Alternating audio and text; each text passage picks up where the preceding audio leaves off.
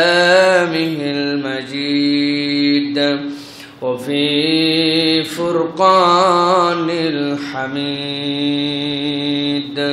أعوذ بالله من الشيطان الرجيم.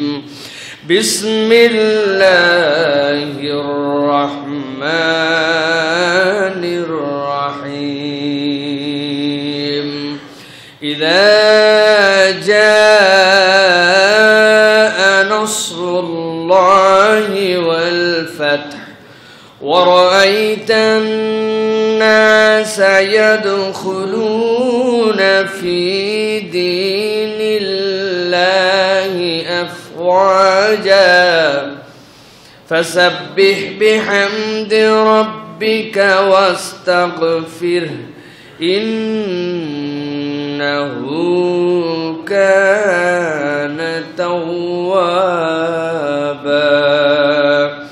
وقال الله سبحانه وتعالى آمرا ومخبرا للمؤمنين والمؤمنات إلى يوم القيامة إن الله وملائكته يصلون على النبي يا أيها الذين آمنوا صلوا عليه وسلموا تسليما.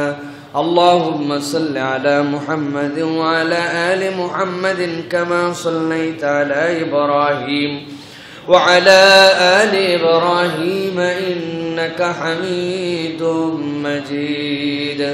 اللهم بارك على محمد وعلى آل محمد كما باركت على إبراهيم وعلى آل إبراهيم إنك حميد مجيد.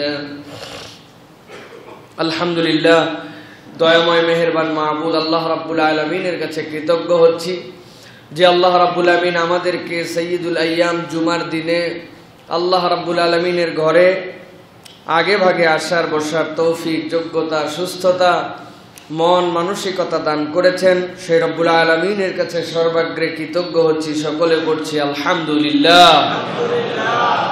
দরুদ এবং সালাম বর্ষিত হোক মানবতার মহান মুক্তির দূত আকায়ে নামদার তাজেদারে মদিনা আপনার আমার প্রিয় রাসূল জনাবে মুহাম্মদুর রাসূলুল্লাহ সাল্লাল্লাহু আলাইহি ওয়াসাল্লামের প্রতি।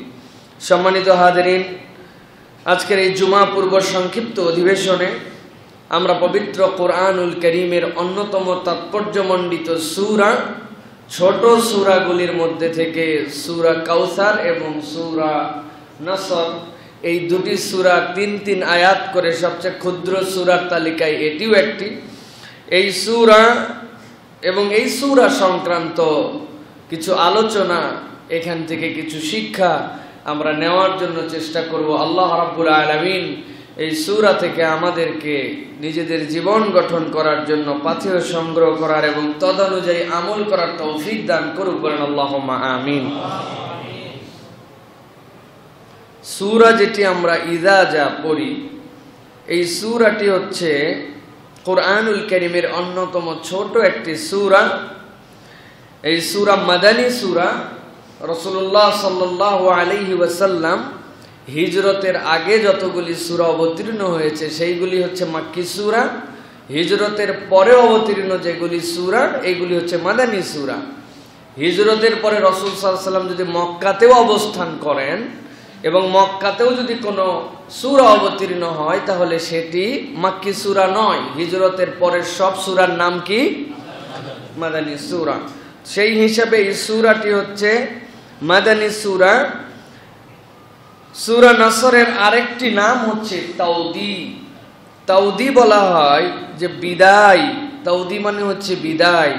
রাসূল সাল্লাল্লাহু আলাইহি ওয়াসাল্লামের ওফাতের নিকটবর্তী হওয়ার কথা এই সূরার মধ্যে এসেছে। এ সংক্রান্ত বিখ্যাত একটি আলোচনা আছে সহিহ বুখারীর মধ্যে।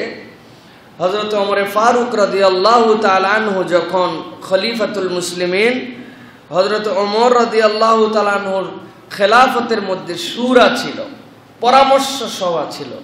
এই পরামর্শ সভায় বদরি সাহাবী যারা ছিলেন, মর্যাদার দিক দিয়ে সবচেয়ে দামি সাহাবী, মুহাজিরদের মধ্যে বদরি সাহাবী যারা, মুহাজিরের পরে বদরি সাহাবী সিনিয়র, রাসূল সাল্লাল্লাহু আলাইহি সাল্লামের পরে আবু বকর, তারপরে খলিফাতুল মুসলিমিন ওমর, তার আশপাশে সব সিনিয়র মানুষ থাকতেন। কিন্তু হযরত ওমরে ফারুক রাদিয়াল্লাহু তাআলা একটা ছোট্ট বাচ্চাকে তার পরিষদে সবসময় পাশে পাশে রাখতেন। তার নাম ছিল ইবনে আব্বাস রাদিয়াল্লাহু তাআলা। আব্বাস রাদিয়াল্লাহু তাআলা মর্যাদার দিক দিয়ে অনেক দামি, কিন্তু যারা সিনিয়র সাহাবী তারা অনেক সময় চিন্তা করতেন যে এই পিচ্চি বাচ্চাটারে সবসময় ওমর রাদিয়াল্লাহু তাআলা পাশে রাখেন, সাথে রাখেন। অনেক সময় সিনিয়রদের মধ্যে ছোট একজন থাকলে কিছু কথা সিনিয়রদের বলতে ইতস্তত হয়। ওমর রাদিয়াল্লাহু তাআলা সাহাবায়ে কেরামের কথা শুনে বুঝেছেন যে ইবনে আব্বাসের এই ছোট্ট মানুষটাকে রাখাটা অনেকে পছন্দ করেন না। একদিন ওমরে ফারুক রাদিয়াল্লাহু তাআলা সাহাবীদেরকে বুঝাতে চাইলেন যে আমি ইবনে আব্বাসকে কেন পাশে রাখি, তোমাদের একটু ধারণা দেওয়া দরকার। ইবনে আব্বাস রাদিয়াল্লাহু তাআলাকে পাশে রেখে হযরত ওমরে ফারুক তেলাওয়াত করলেন সাহাবীদের সামনে, ইযা জাআ নাসরুল্লাহি ওয়াল ফাত ওয়া রাআইতান নাস ইয়াদখুলুনা ফি দীনিল্লাহি আফওয়াজা। সাহাবায়ে কেরামকে ওমর রাদিয়াল্লাহু তাআলা বললেন, আপনারা বলেন তো এই সূরার মধ্যে কি বার্তা দেওয়া আছে? সাহাবায়ে কেরাম বললেন, বড় সহজ, বার্তা তো পরিষ্কার। আল্লাহ রাব্বুল আলামিন তার দ্বীনের বিজয় দিবেন। যেই না দ্বীনের বিজয় আসবে আল্লাহর ওয়াদায়, তখন মানুষজন বাধ্য হয়ে ইসলামের মধ্যে প্রবেশ করবে। এই বার্তাই তো এর মধ্যে আছে। আপনাদের সকলের বলা শেষ? শেষ। হযরত ওমর ফারুক ইবনে আব্বাসকে বললেন, ইবনে আব্বাস তুমি বলো তো বাবা এই সূরার মধ্যে কি আছে? ইনারা যা বলল তাই বলে। খলিফাতুল মুসলিমিন, এই সূরার মধ্যে রাসূলুল্লাহ সাল্লাল্লাহু আলাইহি ওয়াসাল্লামের ওফাতের ঘোষণা আছে। রাসূল সাল্লাল্লাহু আলাইহি ওয়াসাল্লামের মিশন যে শেষ হয়ে গিয়েছে, তিনি যে এই হায়াতে আর থাকবেন না, তিনি চলে যাবেন, এর বর্ণনা আছে। হযরত ওমর বললেন, আমার ভাতিজা ইবনে আব্বাস যা বলেছে আমার মতামত তাই, আল্লাহর রাসূলও তাই বলে গেছেন। সুবহানাল্লাহ। তিনি বুঝাইলেন যে ইবনে আব্বাসকে এমনি এমনি পাশে রাখি না, তার বুদ্ধিদীপ্ততা, তার জ্ঞান, তার আল্লাহ রাব্বুল আলামিন যে নিয়ামত তার মধ্যে দিয়েছিলেন, এই জন্য রাসূলুল্লাহ সাল্লাল্লাহু আলাইহি সাল্লামের একটি দোয়া তার জীবনে লেগে গিয়েছিল। আল্লাহর নবী তার জন্য দোয়া করেছিলেন, আল্লাহুম্মা আল্লিমহু তা'ওয়িল ওয়া ফাক্কিহহু ফিদ্দীন।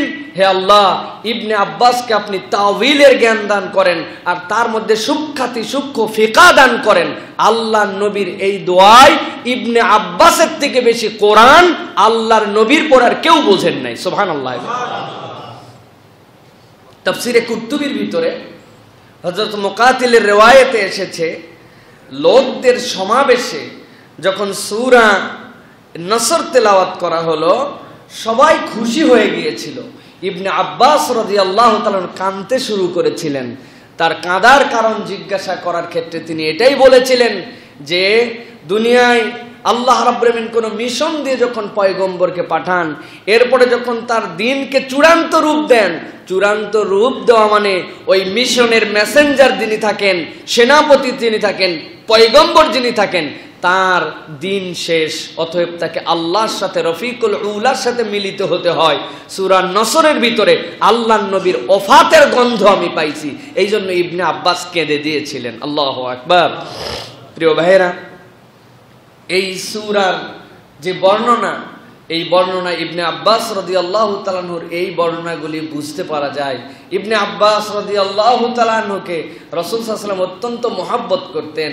তাহাজ্জুদের সময় ইবনে আব্বাস রাদিয়াল্লাহু তাআলা আনহু দাঁড়িয়ে গেছেন রাসূলের সাথে, নামাজে দাঁড়াইছেন রাসূলের সাথে জামাতে, নবীজি সাল্লাল্লাহু আলাইহি ওয়াসাল্লামের বামে দাঁড়াইছেন। আল্লাহর নবী হাত দিয়ে তার কান ধরে পিছন দিয়ে ঘুরায়া সামনের দিকে ডান পাশে নিয়ে আসছেন। রাসূল সাল্লাল্লাহু আলাইহি ওয়াসাল্লাম এত আদর করতেন তাকে।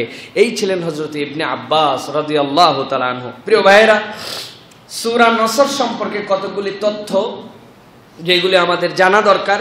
এর মধ্যে একটা হচ্ছে কুরআনুল কারীমের সর্বশেষ পূর্ণাঙ্গ অবতীর্ণ সূরা হচ্ছে সূরা নসর। মনে থাকবে তো? সর্বশেষ পূর্ণাঙ্গ অবতীর্ণ সূরা সূরা নসর। এরপরে আয়াতে কারিমা আসছে, কিন্তু কোনো পূর্ণাঙ্গ সূরা আসে নাই। সর্বপ্রথম পূর্ণাঙ্গ সূরা হচ্ছে সূরা ফাতিহা, সর্বশেষ পূর্ণাঙ্গ সূরা হচ্ছে সূরা নসর। হযরত ইবনে ওমর রাদিয়াল্লাহু তাআলা আনহু বলেন, বিদায় হজের সময় সূরা নসর অবতীর্ণ হয়। রাসূলুল্লাহ সাল্লাল্লাহু আলাইহি সাল্লামের বিদায় হজের পরে রাসূলুল্লাহ সাল্লাল্লাহু আলাইহি সাল্লাম এরপরে সূরা নসর অবতীর্ণের পরে আর 4টা আয়াতে কারিমা রাসূল সাল্লাল্লাহু আলাইহি সাল্লামের জীবনে এসেছে।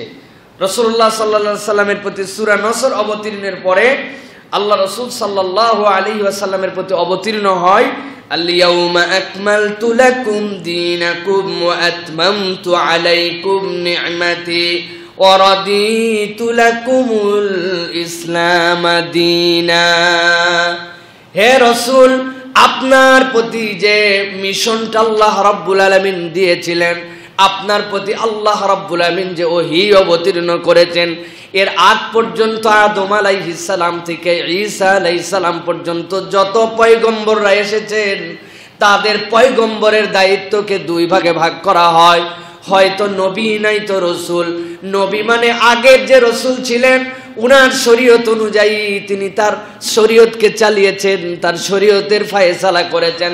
আর যখনই আল্লাহ কোন রসুল দিয়েছেন, পূর্বের রিসালাতকে আল্লাহ রাব্বুল আমিন শেষ করে দিয়েছেন, নতুন একটা শরীয়ত দিয়েছেন। কিন্তু আল্লাহ রাব্বুল আমিন বললেন, হে রসুল, আজকের দিবসে আপনার জন্য আমি আল্লাহর পক্ষ থেকে ঘোষণা করে দিলাম, আল-ইয়াউমা আকমালতু লাকুম দীনাকুম ওয়া আতমামতু আলাইকুম নি'মাতি ওয়া রাদিতু লাকুমুল ইসলাম দীনা। আপনার দ্বারা শরীয়তকে পূর্ণ করে দেওয়া হলো। এই শরীয়তের ব্যাপ্তি এবং আল্লাহর সন্তুষ্টির বিধিবিধান এমন দেওয়া হলো, কিয়ামত পর্যন্ত আর কোনো নবী রাসূল আসবে না। আর নবী রাসূল আসার মতো কিছু লাগবে এইরকম কোনো কিছু আমি এই শরীয়তে বাকিও রাখি নাই। এই জন্য আপনার শরীয়তের উপরে আমি সন্তুষ্ট, এবং কিয়ামত পর্যন্ত মানুষের জন্য এই শরীয়তকে দেওয়া হলো। এই আয়াতে কারিমা অবতীর্ণ হওয়ার পরে আল্লাহ নবী সাল্লাল্লাহু আলাইহি ওয়াসাল্লাম আর 80 দিন জীবিত ছিলেন দুনিয়ার বুকে। আর দুনিয়ার হায়াতটা তার 80 দিনের ছিল। এরপর আল্লাহ নবীর প্রতি আয়াত অবতীর্ণ হয়, আয়াতুল কালালা। দুনিয়ার বুকে যে মিরাসের ফায়সালা, মিরাসের নীতিমালা, এই নীতিমালার আয়াত অবতীর্ণ হয় 30 দিন পরে। আল্লাহ নবীর প্রতি যখন আয়াতুল কালালা অবতীর্ণ হলো, এই আয়াত অবতীর্ণ হওয়ার পর আল্লাহ নবী আর দুনিয়ায় ছিলেন 50 দিন। আল্লাহ নবীর 50 দিন হায়াত। এই অবস্থায় নবী করিম সাল্লাল্লাহু আলাইহি ওয়াসাল্লামের প্রতি এরপরে আয়াত অবতীর্ণ হয়, লাকাদ জাআকুম রাসূলুম মিন আনফুসিকুম আজিজুন আলাইহি মা আনিতুম হারিসুন আলাইকুম বিল মুমিনিনা রাউফুর রহিম। সূরা তাওবার 128 নম্বর আয়াত আল্লাহ রাব্বুল আমিন রাসূলের উপর অবতীর্ণ করার পরে আল্লাহ জানালেন, ও দুনিয়ার মানুষ, আমি আসমানের কোনো ফেরেশতা তোমাদেরকে দেই নাই, তোমাদের অপরিচিত কোনো মানুষ হুটহাট করে তোমাদের দায়িত্বে প্রেরণ করি নাই। নিশ্চয় তোমাদের মধ্যে থেকে আমি আল্লাহ রাব্বুল আমিন তোমাদের রাসূল প্রেরণ করেছি। যাকে প্রেরণ করেছি, যে রসুলকে প্রেরণ করেছি, ওই নবীর মূল গুণ, তিনি মুমিনদের প্রতি রউফুর রহিম। আল্লাহ নিজের নাম রউফুর রহিম হিসাবে রেখেছেন, রহিম আল্লাহ নিজের গুণ দিয়েছেন। আবার মুহাম্মদ সাল্লাল্লাহু আলাইহি সাল্লামকে আল্লাহ রহিম বলে সম্বোধন করেছেন। আল্লাহ বুঝাচ্ছেন মুহাম্মদ সাল্লাল্লাহু আলাইহি সাল্লামের থেকে বেশি দয়াদ্র তার উম্মতের জন্য আর একজন পয়গম্বর নাই। সুবহানাল্লাহ। আল্লাহ রাসূল সাল্লাল্লাহু আলাইহি সাল্লাম যখন আয়াতে কারিমা পাইলেন, আল্লাহ নবী কেঁদে দিলেন। নবী করিম সাল্লাল্লাহু আলাইহি সাল্লামের প্রতি আয়াত অবতীর্ণ হওয়ার পর আল্লাহ নবী আর 35 দিন হায়াতে ছিলেন। দুনিয়ার জীবনে আর 35তম দিন যখন বেঁচে আছেন আল্লাহ নবী, এমন সময় আল্লাহ নবীর প্রতি আয়াতে কারিমা অবতীর্ণ হলো, যেটাকে অনেক মুফাসসিরিন কিরাম বলেছেন এটাই আল্লাহ নবীর প্রতি শেষ আয়াত। এরপরে নবীজির প্রতি আর কোনো আয়াত অবতীর্ণ হয় নাই। সর্বশেষ আয়াত হিসাবে সূরা বাকারা 281 নম্বর আয়াতের মধ্যে আল্লাহ রাব্বুল আমিন বলছেন ওয়াত্তাকু ইয়াওমান তুরজাউনা ফীহি ইলাল্লাহ সুম্মা তুওয়াফা কুল্লু নাফসিন মা কাসাবাত ওয়া হুম লা ইউজলামুন। আল্লাহ রাব্বুল আমিন অবতীর্ণ করলেন আল্লাহর নবীর প্রতি দুনিয়ার মানুষ ফাইনাল মেসেজ ভালো করে বুঝে নাও। আল্লাহ রাব্বুল আমিন বলছেন ওয়াত্তাকু ইয়াওমান তুরজাউনা ফীহি ইলাল্লাহ। দুনিয়ার মানুষ, তুমি দুনিয়ার বুকে চলাফেরা করো, দুনিয়ার বুকে তোমার হায়াতে আসো, কিন্তু সব সময় মাথার মধ্যে এই দৃষ্টিভঙ্গিটা কাজ করাও, মাথাকে তুমি এই বুদ্ধিতে সব সময় চালাও, তোমার জীবনকে এইভাবে পরিচালনা করাও। ওয়াত্তাকু ইয়াওমান, ওই দিবসের ব্যাপারে ভয় করো, তুরজাউনা ফীহি ইলাল্লাহ, যেই দিন তোমাকে আল্লাহর কাছে ফেরত যেতে হবে।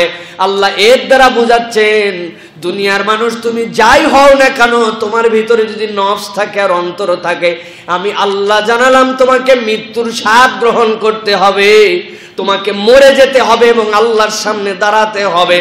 এইটাকে সামনে রেখে যদি তোমার জীবন চালাও, একটা মানুষ আল্লাহর বিধিবিধানের বাহিরে আর কিছুই করতে পারে না, ঠিক কি না?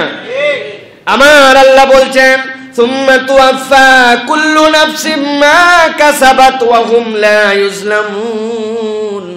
ও দুনিয়ার মানুষ, যখন তুমি মারা যাবে, যাওয়ার পরে আল্লাহর সামনে হাজির হবে, তুমি যা কামাই করছো আল্লাহ সব তোমার হাতে দিয়ে দিবেন। আর জেনে রাখো ওই দিবস তো এমন দিবস যেই দিবসে আল্লাহ রাব্বুল আলামিন কারো প্রতি জুলুম করবেন না। আল্লাহ রাসূল সাল্লাল্লাহু আলাইহি ওয়াসাল্লামের উপরে সর্বশেষ আয়াতে কারিমা, এই আয়াতে কারিমা অবতীর্ণ হওয়ার পরে রাসূলুল্লাহ সাল্লাল্লাহু আলাইহি ওয়াসাল্লাম দুনিয়ায় 21 দিন হায়াতে ছিলেন। এই 21 দিন পরে আল্লাহ রাসূল সাল্লাল্লাহু আলাইহি ওয়াসাল্লাম দুনিয়া থেকে চলে গিয়েছেন। প্রিয় ভাইয়েরা, এই হচ্ছে রাসূল সাল্লাল্লাহু আলাইহি ওয়াসাল্লামের উপরে সূরা নসর, যেটা অবতীর্ণ হওয়ার ধারাবাহিকতায় অত্যন্ত গুরুত্বপূর্ণ, যেখান থেকে রাসূল সাল্লাল্লাহু আলাইহি ওয়াসাল্লামের চলে যাওয়ার পয়গম শুরু হলো এবং এই সূরা তাওবা, সূরা বাকারার এই আয়াতের মাধ্যমে রাসূল সাল্লাল্লাহু আলাইহি ওয়াসাল্লামের মিশনের সমাপ্তি হলো। নবী রাসূলদেরকে যখন কেউ রূহ কবজ করার জন্য, তাদের আরওয়াহ মুবারককে আল্লাহ রাব্বুল আমিনের কাছে নিয়ে যাওয়ার জন্য আসা হয়, একমাত্র পয়গম্বরদের কাছে মালাকুল মউত এসে অনুমতি প্রার্থনা করে। পয়গম্বরদের সম্মান এটা, তাদের অনুমতি সাপেক্ষে তাদের রূহগুলাকে আল্লাহর কাছে নেওয়া হয়। রাসূলুল্লাহ সাল্লাল্লাহু আলাইহি সাল্লাম বলেছেন, আল্লাহ রাব্বুল আমিন আমাকে অপশন দুটা দিয়েছিলেন। একটা অপশন হচ্ছে আপনাকে কিয়ামত পর্যন্ত হায়াত দেওয়া হবে, আপনি দুনিয়াবি হায়াতেই কিয়ামত পর্যন্ত থাকবেন। আরেকটা হচ্ছে আপনাকে আল্লাহ রাব্বুল আমিনের দেওয়া পদ্ধতিতে আল্লাহ রাসূল সাল্লাল্লাহু আলাইহি সাল্লামকে জীবন দেওয়া হবে। দুনিয়ার এই ভাষায় জীবন, যেটা এরকম জীবন না, পয়গম্বরদের জীবন হায়াতুন নবী, তিনি তার মতো করে আল্লাহ যেভাবে তাকে জীবন দিয়ে রাখবেন সেই রকম একটা হায়াত দেওয়া হবে, আর আপনি আপনার প্রভুর সাথে মিলিত হবেন। আল্লাহর নবী বললেন, আমি আমার প্রভুর সাথে মিলিত হওয়াকে পছন্দ করেছি। সুবহানাল্লাহ। রাসূলুল্লাহ সাল্লাল্লাহু আলাইহি ওয়াসাল্লামের প্রতি অবতীর্ণ সূরা নসর। এবার চলেন আমরা খুব সংক্ষিপ্তভাবে এই সূরার আয়াত বাই আয়াত শিক্ষাগুলো আমরা আমাদের জীবনের মধ্যে নেওয়ার চেষ্টা করি। আল্লাহ রাব্বুল আলামিন প্রথম আয়াতে কারিমাতে বলছেন, ইযা জাআ নাসরুল্লাহি ওয়াল ফাth, হে রাসূল আপনি দেখতে পাবেন যখন আপনার প্রতি চূড়ান্ত বিজয় আসবে, আপনার প্রতি যখন চূড়ান্ত সাহায্য আসবে, তখন আপনি দেখতে পাবেন। কি দেখতে পাবেন? মুফাসসিরিনে কেরাম ব্যাখ্যা করছেন, আল্লাহ নবী সাল্লাল্লাহু আলাইহি সাল্লাম এই আয়াতে কারিমার দ্বারা মূলত আল্লাহর পক্ষ থেকে মক্কা বিজয়ের ঘোষণা পেয়েছিলেন। আল্লাহ নবী সাল্লাল্লাহু আলাইহি সাল্লাম মক্কা থেকে যখন চলে যান, আল্লাহ রাব্বুল আমিনের রাসূল কাবার দিকে বারবার ফিরে তাকান, চোখের পানি পড়ে আবার ফেরত যান। মাতৃভূমির প্রতি টান, আল্লাহর ঘরের প্রতি টান। আল্লাহ রাব্বুল আমিন রাসূলকে বললেন, রাসূল আপনি মন খারাপ করেন না, যে আল্লাহ সত্য সো আপনাকে রাসূল করে প্রেরণ করেছেন, ওই আল্লাহ গ্যারান্টি দিচ্ছেন অবশ্যই আজকে যেরকম আপনাকে বাধ্য হয়ে চলে যেতে হচ্ছে, এমন দিন আসবে আল্লাহ আপনাকে বিজয়ী বেশে আপনার মাতৃভূমিতে ফেরত দিবেন। আরবিতে ইজ শব্দ যেখানে আসে ওইটা অতীত বুঝায়, আর ইজা দ্বারা ভবিষ্যৎ বুঝায়। যদিও কোরআনের মুখালেফ আছে, উল্টাও আছে। মুফাসসিরিনে কেরাম বলছেন আল্লাহ এখানে ইজা জাআ নাসরুল্লাহ বলেই শেষ করতে পারতেন। ওয়াল ফাতহ দ্বারা আল্লাহ কি বুঝিয়েছেন? আল্লাহ বুঝাতে চান এখানে নাসর শব্দটা তামাম দুনিয়ার মানুষের জন্য আম, সাহায্যটা আম, কিন্তু ফাতহ দ্বারা আল্লাহ এখানে খাস করেছেন, আল্লাহ বিশেষ এমন পরিকল্পনার কথা বলেছেন। আল্লাহ বলছেন যেই সাহায্য, যেই চিন্তা দুনিয়ার মানুষের মাথার মধ্যেও কুলাবে না, আল্লাহ আপনাকে এই রকম অভূতপূর্ব সাহায্য করার জন্য অঙ্গীকার করলেন। সুবহানাল্লাহ। তাফসীরের মধ্যে এসেছে আল্লাহ নবী সাল্লাল্লাহু আলাইহি সাল্লাম যখন হুদাইবিয়ার সন্ধি করছেন, হুদাইবিয়ার সন্ধির বছর হচ্ছে ৬ষ্ঠ হিজরি। আল্লাহ নবী সাল্লাল্লাহু আলাইহি সাল্লাম সন্ধি করার জন্য আসেন নাই, আল্লাহ নবী আসছেন খানায় কাবায় যাবেন। এতদিন ধরে উমরা করেন না, একটা উমরা করবেন, বাধা দিয়ে দিল তারা। নিয়ম কানুন দুনিয়ার পথ পদ্ধতি সবগুলা মুসলমানদের বিপক্ষে, মুসলমানদের বিপক্ষে সব কথা। মক্কা থেকে কোনো লোক যদি মদিনায় চলে যায় ফেরত দেওয়া লাগবে, মদিনার থেকে যদি কেউ আসে মক্কায় তারে ফেরত দেওয়া যাবে না। আল্লাহ নবী বলেন রাজি। আল্লাহ নবী সাল্লাল্লাহু আলাইহি ওয়াসাল্লামকে বলছে আপনারা আসবেন, তবে আপনাদের কখনো তলোয়ার খুলে আনা যাবে না, কোষবদ্ধ করে থাকা লাগবে। মানে আপনারে কোপ দিয়ে কাল্লা থেকে নামায় দিবে, ততক্ষণে আপনার খাপের থেকে বের করতেই পারতেছেন না আপনার অস্ত্র। আল্লাহ নবী বললেন মেনে নিলাম। চুক্তির বয়স কত হবে? 10 বছর হবে। হযরত ওমরে ফারুক রাদিয়াল্লাহু তাআলা আনহু আসলেন, ইয়া রাসূলুল্লাহ, মাথায় খারাপ, আমরা কি একদমই নিঃস্ব নাকি? আমাদেরও একটা শক্তি আছে, আমাদের একটা অবস্থান আছে। আপনি যেভাবে একের পর এক চুক্তি করছেন একটাও আমাদের পক্ষে যায় না। সত্যি সত্যি আপনি আল্লাহর পয়গম্বর হিসাবে এইগুলা করতেছেন নাকি? ওমরে ফারুক রাদিয়াল্লাহু তাআলা আল্লাহর নবী ঠান্ডা করলেন, ঠান্ডা হও ওমর, ঠান্ডা হও। আল্লাহ রাব্বুল আলামিন এমন সময় আয়াতে কারিমা নাযিল করলেন, ইন্না ফাতাহনা লাকা ফাতহাম মুবিনা। ও মুসলমানেরা, ও ওমর, ও সাহাবায়ে কেরাম, তোমরা যেটার মধ্যে দেখতে পাচ্ছ তোমাদের জন্য পরাজয়, কিন্তু তোমরা তো বুঝতে পারছো না এর আগ পর্যন্ত তারা তোমাদেরকে স্বীকারই করে না, মুহাম্মদ সাল্লাল্লাহু আলাইহি ওয়াসাল্লামের দ্বীনকে মানেই না। তোমরা চলে গেছো মদিনাকে স্বীকার করে না। খেয়াল করে দেখো এতদিন স্বীকার করে নাই, আর এখন এমন স্বীকার করাইছে কোন একটা পক্ষকে যদি স্বীকৃতি না দেন আপনি চুক্তি কার সাথে করেন। চুক্তি করার দ্বারা তারা প্রকারান্তরে মুহাম্মদ সাল্লাল্লাহু আলাইহি ওয়াসাল্লাম এবং তার রাষ্ট্র মদিনাকে স্বীকার করে নিছে। ওরা বুঝতেই পারে নাই ওদের পায়ে ওরা নিজেরাই কুড়াল মারছে। আল্লাহু আকবার। আমার আল্লাহ বলেন, ইন্না ফাতাহনা লাকা ফাতহাম মুবিনা। আমি আল্লাহ রাব্বুল আলামিন এই চুক্তির মাধ্যমে মুসলমানদেরকে এমন বিজয় দিলাম, এইটা কাফের মুশরিকরা বুঝতে পারে নাই। একটি ইতিহাস দেখলে বুঝতে পারবেন। আল্লাহ নবী সাল্লাল্লাহু আলাইহি সাল্লাম ৬ষ্ঠ হিজরিতে হুদাইবিয়ার সন্ধি করলেন। কত হিজরি? ৬ষ্ঠ হিজরিতে আল্লাহ নবী হুদাইবিয়ার সন্ধি করলেন। আল্লাহ নবী সাল্লাল্লাহু আলাইহি সাল্লাম ৮ম হিজরিতে, হুদাইবিয়ার চুক্তি হলো ৮ম হিজরিতে, ভুল বলেছে ৮ম হিজরিতে। ৮ম হিজরি থেকে চুক্তির মেয়াদ হলো ১০ বছর। কয় বছর? মক্কা বিজয় হয়েছে কত হিজরিতে? ১০ম হিজরিতে। চুক্তির মেয়াদ হচ্ছে ১০ বছর। তাহলে তা 18 হিজরি পর্যন্ত চলে যাওয়ার কথা। আল্লাহ নবী সাল্লাল্লাহু আলাইহি সাল্লাম মক্কা বিজয় করলেন 2 বছরের মাথায়। কেমনে হলো? আল্লাহ নবী কি চুক্তি ব্যতিক্রম করে কি আক্রমণ করতে গেছেন কিনা? না। আল্লাহ নবী সাল্লাল্লাহু আলাইহি সাল্লামের চুক্তির মধ্যে একটা ফাঁক ছিল। ফাঁকটা ওই কাফের মুশরিকরা দিয়েছিল। যারা এই চুক্তির পক্ষে কাফের মুশরিকদের সাথে ছোট ছোট গোত্র, ওই গোত্রের সাথে যারা মিলিত হবে, মুহাম্মদ সাল্লাল্লাহু আলাইহি ওয়াসাল্লামের সাথে যারা ইচ্ছা তারাও মিলিত হতে পারবে। শর্ত হচ্ছে যদি কোনো গোত্র এই চুক্তির ব্যতিক্রম করে তাহলে ওই চুক্তির মূল চুক্তি লঙ্ঘন হিসেবে পরিগণিত হবে। আল্লাহ নবীর সাথে যেই গোত্ররা যুক্ত হয়েছে তারাও যদি এই চুক্তির ব্যতিক্রম করে তাহলে চুক্তি লঙ্ঘন হিসাবে এটা বিবেচিত হবে। আল্লাহ নবীর সাথে যুক্ত হলো ফুজা। মক্কার ফুজা গোত্র বলল আমরা মুহাম্মদ সাল্লাল্লাহু আলাইহি ওয়াসাল্লামের সাথে আছি। আল্লাহ নবী সাল্লাল্লাহু আলাইহি ওয়াসাল্লামের সাথে এই ফুজা গোত্র যখন একত্রিত হলো, তাদের সহ্য হয় না, কিন্তু উপায় নাই, নিজেরাই ঘোষণা দিয়েছে যে ইচ্ছা কাফের মুশরিকদের সাথে থাকবে, যে মুহাম্মদ সাল্লাল্লাহু আলাইহি ওয়াসাল্লামের সাথে থাকবে। ফুজা গোত্রের উপরে তারা চিন্তা করছে ছোট গোত্র, মুহাম্মদ সাল্লাল্লাহু আলাইহি ওয়াসাল্লাম পর্যন্ত খবর পৌঁছাবে কি পৌঁছাবে না। তারা চোরাগুপ্তা আক্রমণ করত, শর্তের মধ্যে ছিল কেউ কারো প্রতি আক্রমণ করতে পারবে না। ফুজা গোত্রে আক্রমণ করলো, তাদের গোত্রে উট, তাদের গোত্রের কতকগুলা মানুষকে হত্যা করে লুটতরাজ করে নিয়ে গেল। আল্লাহ নবীর কাছে ফুজা গোত্র খবর পাঠাইলো, ইয়া রাসূলুল্লাহ, আপনার সাথে চুক্তিতে আবদ্ধ হয়েছি, চুক্তির ধারা অনুযায়ী যদি মিত্রর সাথে মিত্র যারা আক্রান্ত হয় সবাই মিলে ঠেকাইবে, আর যারা ওদের পক্ষে আছে ওদের ক্ষেত্রে আমাদের থেকে আক্রমণ হলে তারাও সবাই মিলে সহযোগিতা করবে। ফুজা এখন বলতেছে ওরাই সবার আগে চুক্তি ভঙ্গন করছে, আপনি ব্যবস্থা নেন।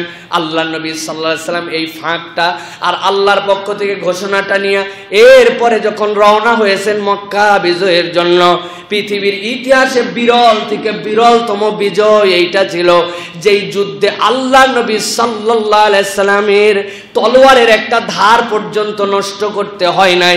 কিন্তু এর থেকে বড় বিজয় পৃথিবীর ইতিহাসে কোন সেনাবাহিনী পায় নাই। সুবহানাল্লাহ। নবী করিম সাল্লাল্লাহু আলাইহি ওয়াসাল্লামের নানান হিকমত ছিল এর মধ্যে। সর্বপ্রথম আল্লাহ নবী সাল্লাল্লাহু আলাইহি ওয়াসাল্লাম মক্কা বিজয়ে যে হিকমত নিয়েছিলেন, কোন রকম ভাবে এই সংবাদ, এই অভিযান যে রওনা হচ্ছে, কোনোভাবেই সংবাদ পাচার হতে দেওয়া যাবে না। প্রত্যেকটা রাস্তায় রাস্তায় আল্লাহ নবী সাল্লাল্লাহু আলাইহি ওয়াসাল্লাম চৌকি বসালেন, একটা মানুষ যেন খবর পৌঁছাতে না পারে, মক্কার লোক যেন গুনাক্ষরেও জানতে না পারে, এরকম ভাবে চলে আসতেছে মুহাম্মদ সাল্লাল্লাহু আলাইহি ওয়াসাল্লামের বাহিনী। আল্লাহ নবী সাল্লাল্লাহু আলাইহি ওয়াসাল্লাম চৌকি বসানোর পরেও শয়তান তো তার থেকে, আল্লাহ নবীর থেকে তথ্য চুরি করে কত মানুষের অন্তরের মধ্যে ওয়াসওয়াসা দিয়েছে। দেওয়ার পরে একটা মুসলমান আল্লাহ নবীর সাহাবী, তিনি চিন্তা করলেন এই খবর তো মক্কায় পৌঁছানো দরকার। আল্লাহ নবীর ওই সাহাবী একজন মহিলাকে ঠিক করলেন, তুমি এই তথ্যটা নিয়ে মক্কায় চলে যাবে। আল্লাহ নবীর প্রতি ওহী আসছে, একজন মহিলা তথ্য নিয়ে চলে যায়। হযরত আলী রাদিয়াল্লাহু তাআলা আনহুকে দিয়ে পাঠালেন আল্লাহ নবী। যাওয়ার পরে ওই মহিলাকে ধরা হলো, বলা হলো তুমি এই সংবাদ নিয়ে যাচ্ছ, তোমার কাছে কি আছে বলো। কোনোভাবেই স্বীকার করে না। হযরত আলী বললেন স্বীকার করো, নচেত আমি সকলের সামনে তোমাকে অপদস্থ করতে বাধ্য হব, কেননা এটা আল্লাহর নির্দেশ, তোমার কাছে কোনো না কোনোভাবে এই সংবাদ আছে। তখন সেই মহিলা নিজের মাথার চুল খুলে দিল, দেওয়ার পরে ভিতরে ছোট্ট একটু চিরকুট, তার মধ্যে কে আসলো মুহাম্মদ সাল্লাল্লাহু আলাইহি ওয়াসাল্লাম অতি নিকটেই মক্কায় আক্রমণ করবেন, আমার পরিবার পরিজনের জামিন তোমরা হলে তোমরা হেফাজত করো। নিয়ে আসা হলো এই কাগজ। আল্লাহ নবীর সামনে কে এইটা পাঠাইছো? সাহাবী আসেন, ইয়া রাসূলুল্লাহ, আমি এই ভুল করে ফেলছি। কেন এই কাজ তুমি করলে? তোমাদেরকে বলা হয়েছে এই সংবাদ যেন না পৌঁছায়। বলে ইয়া রাসূলুল্লাহ, ইয়া হাবিবাল্লাহ, আপনার যুদ্ধের বিপক্ষ যে, অথবা ইসলামের সাথে গাদ্দারি করার জন্য এটা আমি করি নাই, কেন করছো? বলে ইয়া রাসূলুল্লাহ, ইয়া হাবিবাল্লাহ, আমার পরিবারের সব সদস্য থাকে মক্কায়, আর আমি একাই হিজরত করে চলে আসছি। আমার পরিবারের মায়ায় মনে হয়েছে এই আক্রমণের ক্ষেত্রে ওই পরিবারটাকে তো সতর্ক করা দরকার, নচেত আক্রমণ করলে তো তারা সহ শেষ হয়ে যাবে। আপনার কোনো মিশনের বিপক্ষে যে কাজ করি না, আমার পরিবারকে সতর্ক করার জন্য এটা করেছি। আল্লাহ নবী মাফ করে দিলেন সাহাবীকে, যাও তোমাকে মাফ করে দেওয়া হলো। আল্লাহ এই জন্য বলছেন রউফুর রহিম, মুহাম্মদ সাল্লাল্লাহু আলাইহি ওয়াসাল্লামের থেকে বড় ক্ষমাকারী মানুষ দুনিয়ায় আর আসে নাই। আল্লাহ নবী সাল্লাল্লাহু আলাইহি ওয়াসাল্লাম হুদায়বিয়ার পরে 2 বছর পরে মক্কার দিকে রওনা হলেন। মক্কায় যখন আল্লাহ নবী রওনা হলেন, সাহাবায়ে কেরামদেরকে নিয়ে যাওয়ার পরে, আপনারা যদি কখনো হজ উমরার সফরে যান, দেখবেন গাজ্জার দিক যেটা আছে, মক্কা থেকে মারওয়া পার হয়ে গাজ্জা, এই গাজ্জার দিকে মসজিদুল কাকাই আর মসজিদুল ফাতাহ, দুইটা মসজিদ দুই পাশে দাঁড়ায় আছে। আল্লাহ নবী সেখানে শিবির গাড়লেন। শিবির গাড়ার পরে সবাই জানি আল্লাহ নবী সাল্লাল্লাহু আলাইহি ওয়াসাল্লাম সাহাবীদেরকে নির্দেশ দিলেন, ও আমার সাহাবীরা, 10,000 মানুষ আল্লাহ নবীর সাথে, 3 জনের টিম আছে, 5 জনের দল আছে, এক উটের পিঠে সওয়ার হয়েছে, এরকম দল আছে, দল দল দল ভাগ করা। আল্লাহ নবী বলেন, আমি নির্দেশ দিলাম লোক যতগুলা ততগুলার কাছাকাছি যেন চুলা জ্বলায় দাও, আর তোমাদের মধ্যে থেকে টয়লেট যেইগুলা তোমরা বানাবে কম কম করে টয়লেট বানাও, আল্লাহ নবী সাল্লাল্লাহু আলাইহি সাল্লামের এই ট্যাকটিসটা এমন কাজ দিল, 10,000 লোক হয়তোবা 2-4-500 চুলা হলে হয়, আল্লাহ নবী বলছেন চুলা বেশি করে বানাও, 2-3 ভাই মিলে রান্না করো। উপত্যকার উপরে উঠেছে, সাফা পাহাড়ে উঠেছে, মারওয়ায় উঠেছে, উঠে যখন নিচের দিকে তাকাইছে মুহাম্মাদের বাহিনী ভেবা চাকার মতো এসে দাঁড়াইছে। রাত্রে তাকায় দেখে কোটি কোটি চুলা। চুলা কয়টা? 10,000 লোকের কি কোটি কোটি চুলা লাগে নাকি? কিন্তু মানুষ যখন আলোটা দেখে অন্ধকারের মধ্যে, তখন তাদের চোখ বিভ্রম হয়ে গেছে। চিন্তা করছে চুলার আগুনই যদি এরকম 5-7 হাজার হয়, লোক কত? আল্লাহু আকবার। খবর নিতে পাঠাইছে আবু সুফিয়ানের বাহিনী, যায় দেখো তো। 1 নম্বর তো দিনে চুলা দেখছি, লোক তো গুনায় শেষ করা যাচ্ছে না, বাথরুম টাথরুমের অবস্থা কি? আইসে খবর দিছে পাহাড়কে পাহাড় টয়লেটে ভরা, হাজার হাজার মানুষ। আল্লাহ নবীর টেকনিক, যুদ্ধের পদ্ধতিতে আল্লাহ নবীর তলোয়ার খরচ করতে হলো না। আল্লাহ রাসূল সাল্লাল্লাহু আলাইহি ওয়াসাল্লামকে আল্লাহ বললেন, ইযা জাআ নাসরুল্লাহি ওয়াল ফাত। আমি আল্লাহ বললাম, ওই দিন মনে হয়েছিল সবগুলা তোমার বিপক্ষে, চুক্তিগুলা সব তোমার বিপক্ষে, কিন্তু আমি আল্লাহ তোমার জন্য এমন নাসর দিলাম, এমন তোমার জন্য বিজয়ের ঘোষণা দিলাম, এর থেকে মহাবিজয় আর ইসলামে নাই। সুবহানাল্লাহ। আল্লাহ রাব্বুল আলামিন এই আয়াতে কারিমার দ্বারা সেটার ডিক্লারেশন দিয়েছেন যে আল্লাহ রাব্বুল আলামিন আপনাকে এই হুদায়বিয়ার চুক্তির পরে মক্কা বিজয় দিয়েছেন, যখন আল্লাহ আপনার জন্য এই নিয়ামত দিয়ে অবারিত করেছেন, আল্লাহ রসুলের তলোয়ারের একটা ফোঁটা বিন্দুপাত রক্তপাত করতে হয় নাই, অটোমেটিক আল্লাহ মক্কা বিজয় দিয়েছেন। সুবহানাল্লাহ। আল্লাহ রাব্বুল আলামিন এরপরে বলছেন, ওয়ারাইতান নাস ইয়াদখুলুনা ফি দীনিল্লাহি আফওয়াজা। রাসূল আপনি দেখতে পাবেন যখন এই বিজয় চলে আসবে, আপনার দিনের মধ্যে ঝাঁকে ঝাঁকে আল্লাহ রাব্বুল আলামিন ঈমানদারকে ঢুকাবেন। এই আয়াতের তাফসীরের মধ্যে 3 ধরনের মতামত আছে। এক ধরনের মতামত হচ্ছে মক্কায় যে কাফের মুশরিকেরা, ওই কাফের মুশরিকরা বদরের যুদ্ধের পরের থেকেই টের পেয়ে গিয়েছিল বিশ্বাসটা তাদের ভুল। বদরের যুদ্ধে তো আবু জাহেল্লা শেষ, বড় বড় লিডার শেষ, যারা যারা বেঁচে ছিল ফেরত আসছে। মক্কার দায়িত্বে ছিল আবু সুফিয়ান। আসার পরে জিজ্ঞাসা করছে, ভাই আসলে বদরের যুদ্ধের ব্যাপারে কিছু বলো তো। বলে, শোনো, বদরের যুদ্ধ থেকে ফেরত আসছি, পরাজিত হয়েছে, আমাদের কোনো দুশ্চিন্তা নাই, আমাদের কোনো দুঃখ নাই, যে কয়টা লোক জান নিয়ে ফেরত আসছে এই তো বেশি। বলে, এই কথা বললে কেন? বলে, শোনো, দুনিয়ার বুকে যখন যুদ্ধ হয়, মানুষের সাথে মানুষের যুদ্ধ হলে তো আমরা আমাদের শত্রু বুঝতে পারি, কিন্তু আমাদের আর মুহাম্মাদের বাহিনীর মধ্যে আরেকটা এমন বাহিনী ছিল সাদা কাপড়ওয়ালা, তাদের চেহারা চিনি না, কিন্তু তাদের এক একটা আক্রমণ আমাদেরকে বিপর্যস্ত করেছে। আমাদের মনে হয়েছে যে কয়জন মানুষ নিয়ে ফেরত আসতে পেরেছি, 70 জন মরছে তো কি, 700 জনই চলে যাওয়ার কথা ছিল। যে কয়জন নিয়ে আসছে এ কয়জনই আমাদের জন্য বিরাট ব্যাপার। গোপনে বলে রাখি, যে বাহিনী মুহাম্মদ আর আমাদের মধ্যে দাঁড়ায় ছিল, এই বাহিনীর সাথে যুদ্ধ করার মতো কোনো ক্ষমতা নাই। আমাদের বিশ্বাস হয় মুহাম্মদের দ্বীনই বোধহয় ঠিক। আল্লাহু আকবার। এটা একবার দুর্বার নয়, আবু জেহেলও প্রমাণ করেছে। আবু জেহেলের বিখ্যাত দোস্ত ছিল, মদিনার থেকে গেছে কাব বিন আশরাফ, সারাদিন পরামর্শ করেছে মুহাম্মদ সাল্লাল্লাহু আলাইহি ওয়াসাল্লামের দ্বীনকে কেমন করে শেষ করে দেওয়া যায়, মুহাম্মদ সাল্লাল্লাহু আলাইহি ওয়াসাল্লামকে কেমন করে শেষ করা যায়। পরামর্শ সবার শেষ কথা, এই দ্বীন শেষ করা, আক্রমণ করা, এইগুলো আমাদের ভুয়া। মূল কাজ হবে মুহাম্মদকে শেষ করে দেওয়া। মুহাম্মদ সাল্লাল্লাহু আলাইহি ওয়াসাল্লামকে হত্যা করে দিলে তো দ্বীন শেষ। কাব বিন আশরাফের পরামর্শ, আবু জেহেলের পরামর্শ সাংঘাতিক। 2 জন মিলে এই পরামর্শ মন্ত্রণা সবাই পাস, সবাই চলে গেছে। 2 জন আছে কেবল, রাত গভীর। দোস্ত 2 জন কাবার সামনে থেকে হাঁটতে হাঁটতে জাবালে আবু কুবাইসের দিকে রওনা হয়েছে। কিছু দূর যাওয়ার পরে কাব বিন আশরাফের হাত ধরছে। ধরার পরে জিজ্ঞাসা করছে, আবু জেহেল বন্ধু, অনেক কথা তো হলো, এখন 1 to 1 তুমি আর আমি, তোমাকে একটু জিজ্ঞাসা করি, বলো তো, মা রায়ুকা বি মুহাম্মাদিন সাল্লাল্লাহু আলাইহি ওয়াসাল্লাম, মুহাম্মাদের ব্যাপারে তোমার মন্তব্য কি? তার বিপক্ষে তো অনেক কথা বললে, অনেক ঘটনার ঘটনা বললে, অনেক ধরনের সিদ্ধান্ত দিলে, মুহাম্মদ আর তার দ্বীনের ব্যাপারে তোমার অন্তর কি বলে? সাথে সাথে কাব বিন আশরাফ উল্টা দিকে ঘুরছে, কাবার দিকে মুখ ফিরায় বলছে, আল্লাহি রাব্বুল কাবা, কাবার রবের কসম করে বলছি আমি যা করছি এটা বিরোধিতার জন্য বিরোধিতা। আমি আল্লাহকে সাক্ষ্য রেখে বলতে চাই মুহাম্মদ সাল্লাল্লাহু আলাইহি সাল্লাম সত্য নবী, তার দ্বীন অবশ্যই সত্য। কাব বিন আশরাফ এই কথা বলে চিন্তা করছে, কথাটা বললাম কার কাছে? আবু জেহেল।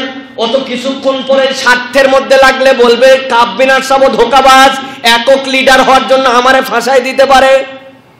এবার ধরছে আবু জেহেলকে, আমি তো আমার মন্তব্য বলছি, এবার আবু জেহেল তোমার কথাটা বলা লাগবে, না বললে হবে না দোস্ত।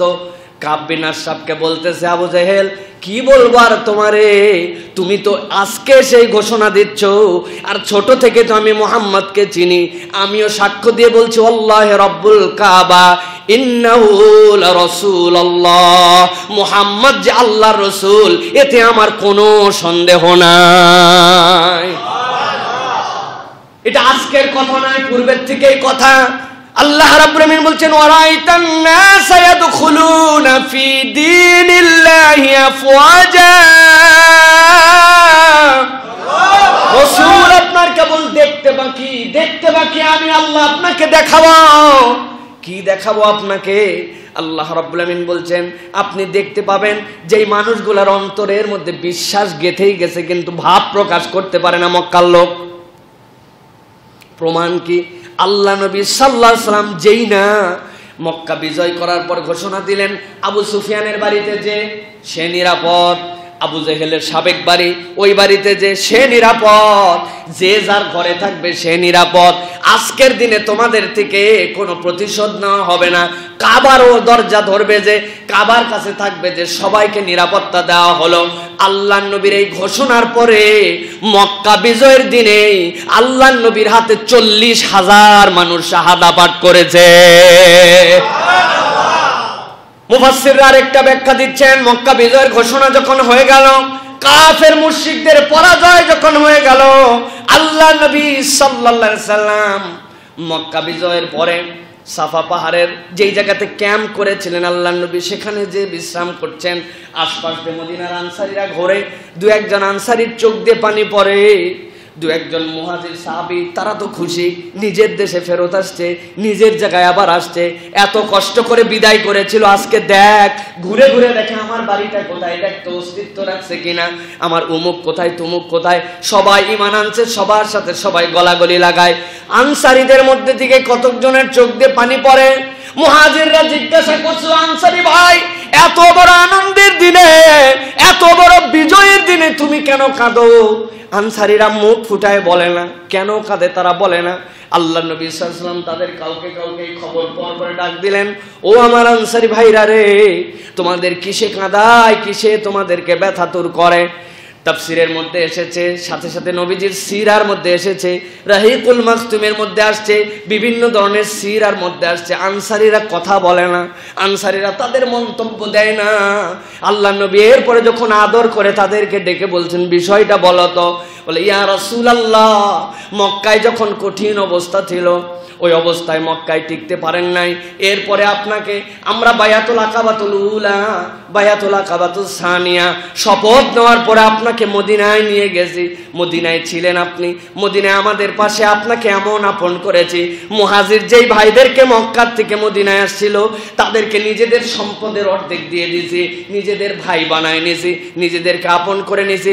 আজকে তো মক্কা বিজয় হয়ে গেছে, আপনি আপনার নিজের জায়গায় ফেরত আসছেন, আমাদের মন বলতে আপনাকে ছেড়েই বোধহয় আমাদেরকে আমাদের দেশে আবার ফেরত যেতে হবে। এই বিরহ আর এই ব্যথা আমাদের হৃদয়ে আজকে মক্কা বিজয়ের কারণে আনন্দ দিতে পারতেছে না। আল্লাহ নবী সাল্লাল্লাহু আলাইহি ওয়াসাল্লাম সাথে সাথে ওই মানুষগুলাকে ডাক দিলেন, ইয়া আইয়ুহাল আনসার, ও আনসারীরা আসো আসো। সব আনসারীরা আল্লাহর নবীর সামনে এসে জড়ো হয়ে গেছে। আল্লাহ নবী বললেন মুহাম্মদ সাল্লাল্লাহু আলাইহি ওয়াসাল্লাম কৃতজ্ঞ নবী, মুহাম্মদ সাল্লাল্লাহু আলাইহি ওয়াসাল্লাম শাকির নবী। মুহাম্মদ সাল্লাল্লাহু আলাইহি ওয়াসাল্লামই তো ঘোষণা দিয়েছেন যে মানুষের কৃতজ্ঞ হতে পারে না, সে আল্লাহরও কৃতজ্ঞতা আদায় করতে পারে না। তোমরা আমার বিপদের বন্ধু ছিলে, আশ্রয় দিয়েছিলে, তোমাদের কাছে ছিলাম। যতই মক্কা বিজয় হোক, মুহাম্মদ মক্কায় থাকবে না, তার জীবন মরণের সাথী হচ্ছে আনসারীরা। আল্লাহ নবী সাল্লাল্লাহু আলাইহি সাল্লাম এই আনসারদেরকে নিয়ে মদিনায় চলে গেলেন। আল্লাহ নবী মসজিদে নববীতে বসে আছেন। হঠাৎ করে আল্লাহ নবী সাল্লাল্লাহু আলাইহি সাল্লাম দেখলেন দূর থেকে যেন মরুঝড় সাইমমের মতো একদম পুরা মরুভূমিকে কাঁপায় দিয়ে ধুলা দিয়ে একটা দল কোথার থেকে যেন আসতেছে। অনেক সাহাবায়ে কেরাম তরবারি রেডি হয়ে গেলেন। আবার কে না কে মদিনাকে আক্রমণ করতে আসতেছে কিনা, মদিনায় কেউ আক্রমণ করার জন্য রওনা হয়েছে কিনা। আল্লাহ নবী সাল্লাল্লাহু আলাইহি ওয়াসাল্লাম বললেন উসবুরু, তোমরা থেমে যাও, থেমে যাও, খবরদার কেউ আক্রমণ করতে আসতেছে না, আমি বুঝতে পারতেছি আর কে আসতেছে। আল্লাহ নবী সাল্লাল্লাহু আলাইহি ওয়াসাল্লাম দেখলেন 700 জনের মতো একটা দল ইয়ামেন থেকে রওনা হয়েছে। ইয়ামেন থেকে যখন রওনা হয়েছে, তারা সবাই আল্লাহর তাকবীর দিতে দিতে মদিনার দিকে আসতেছে।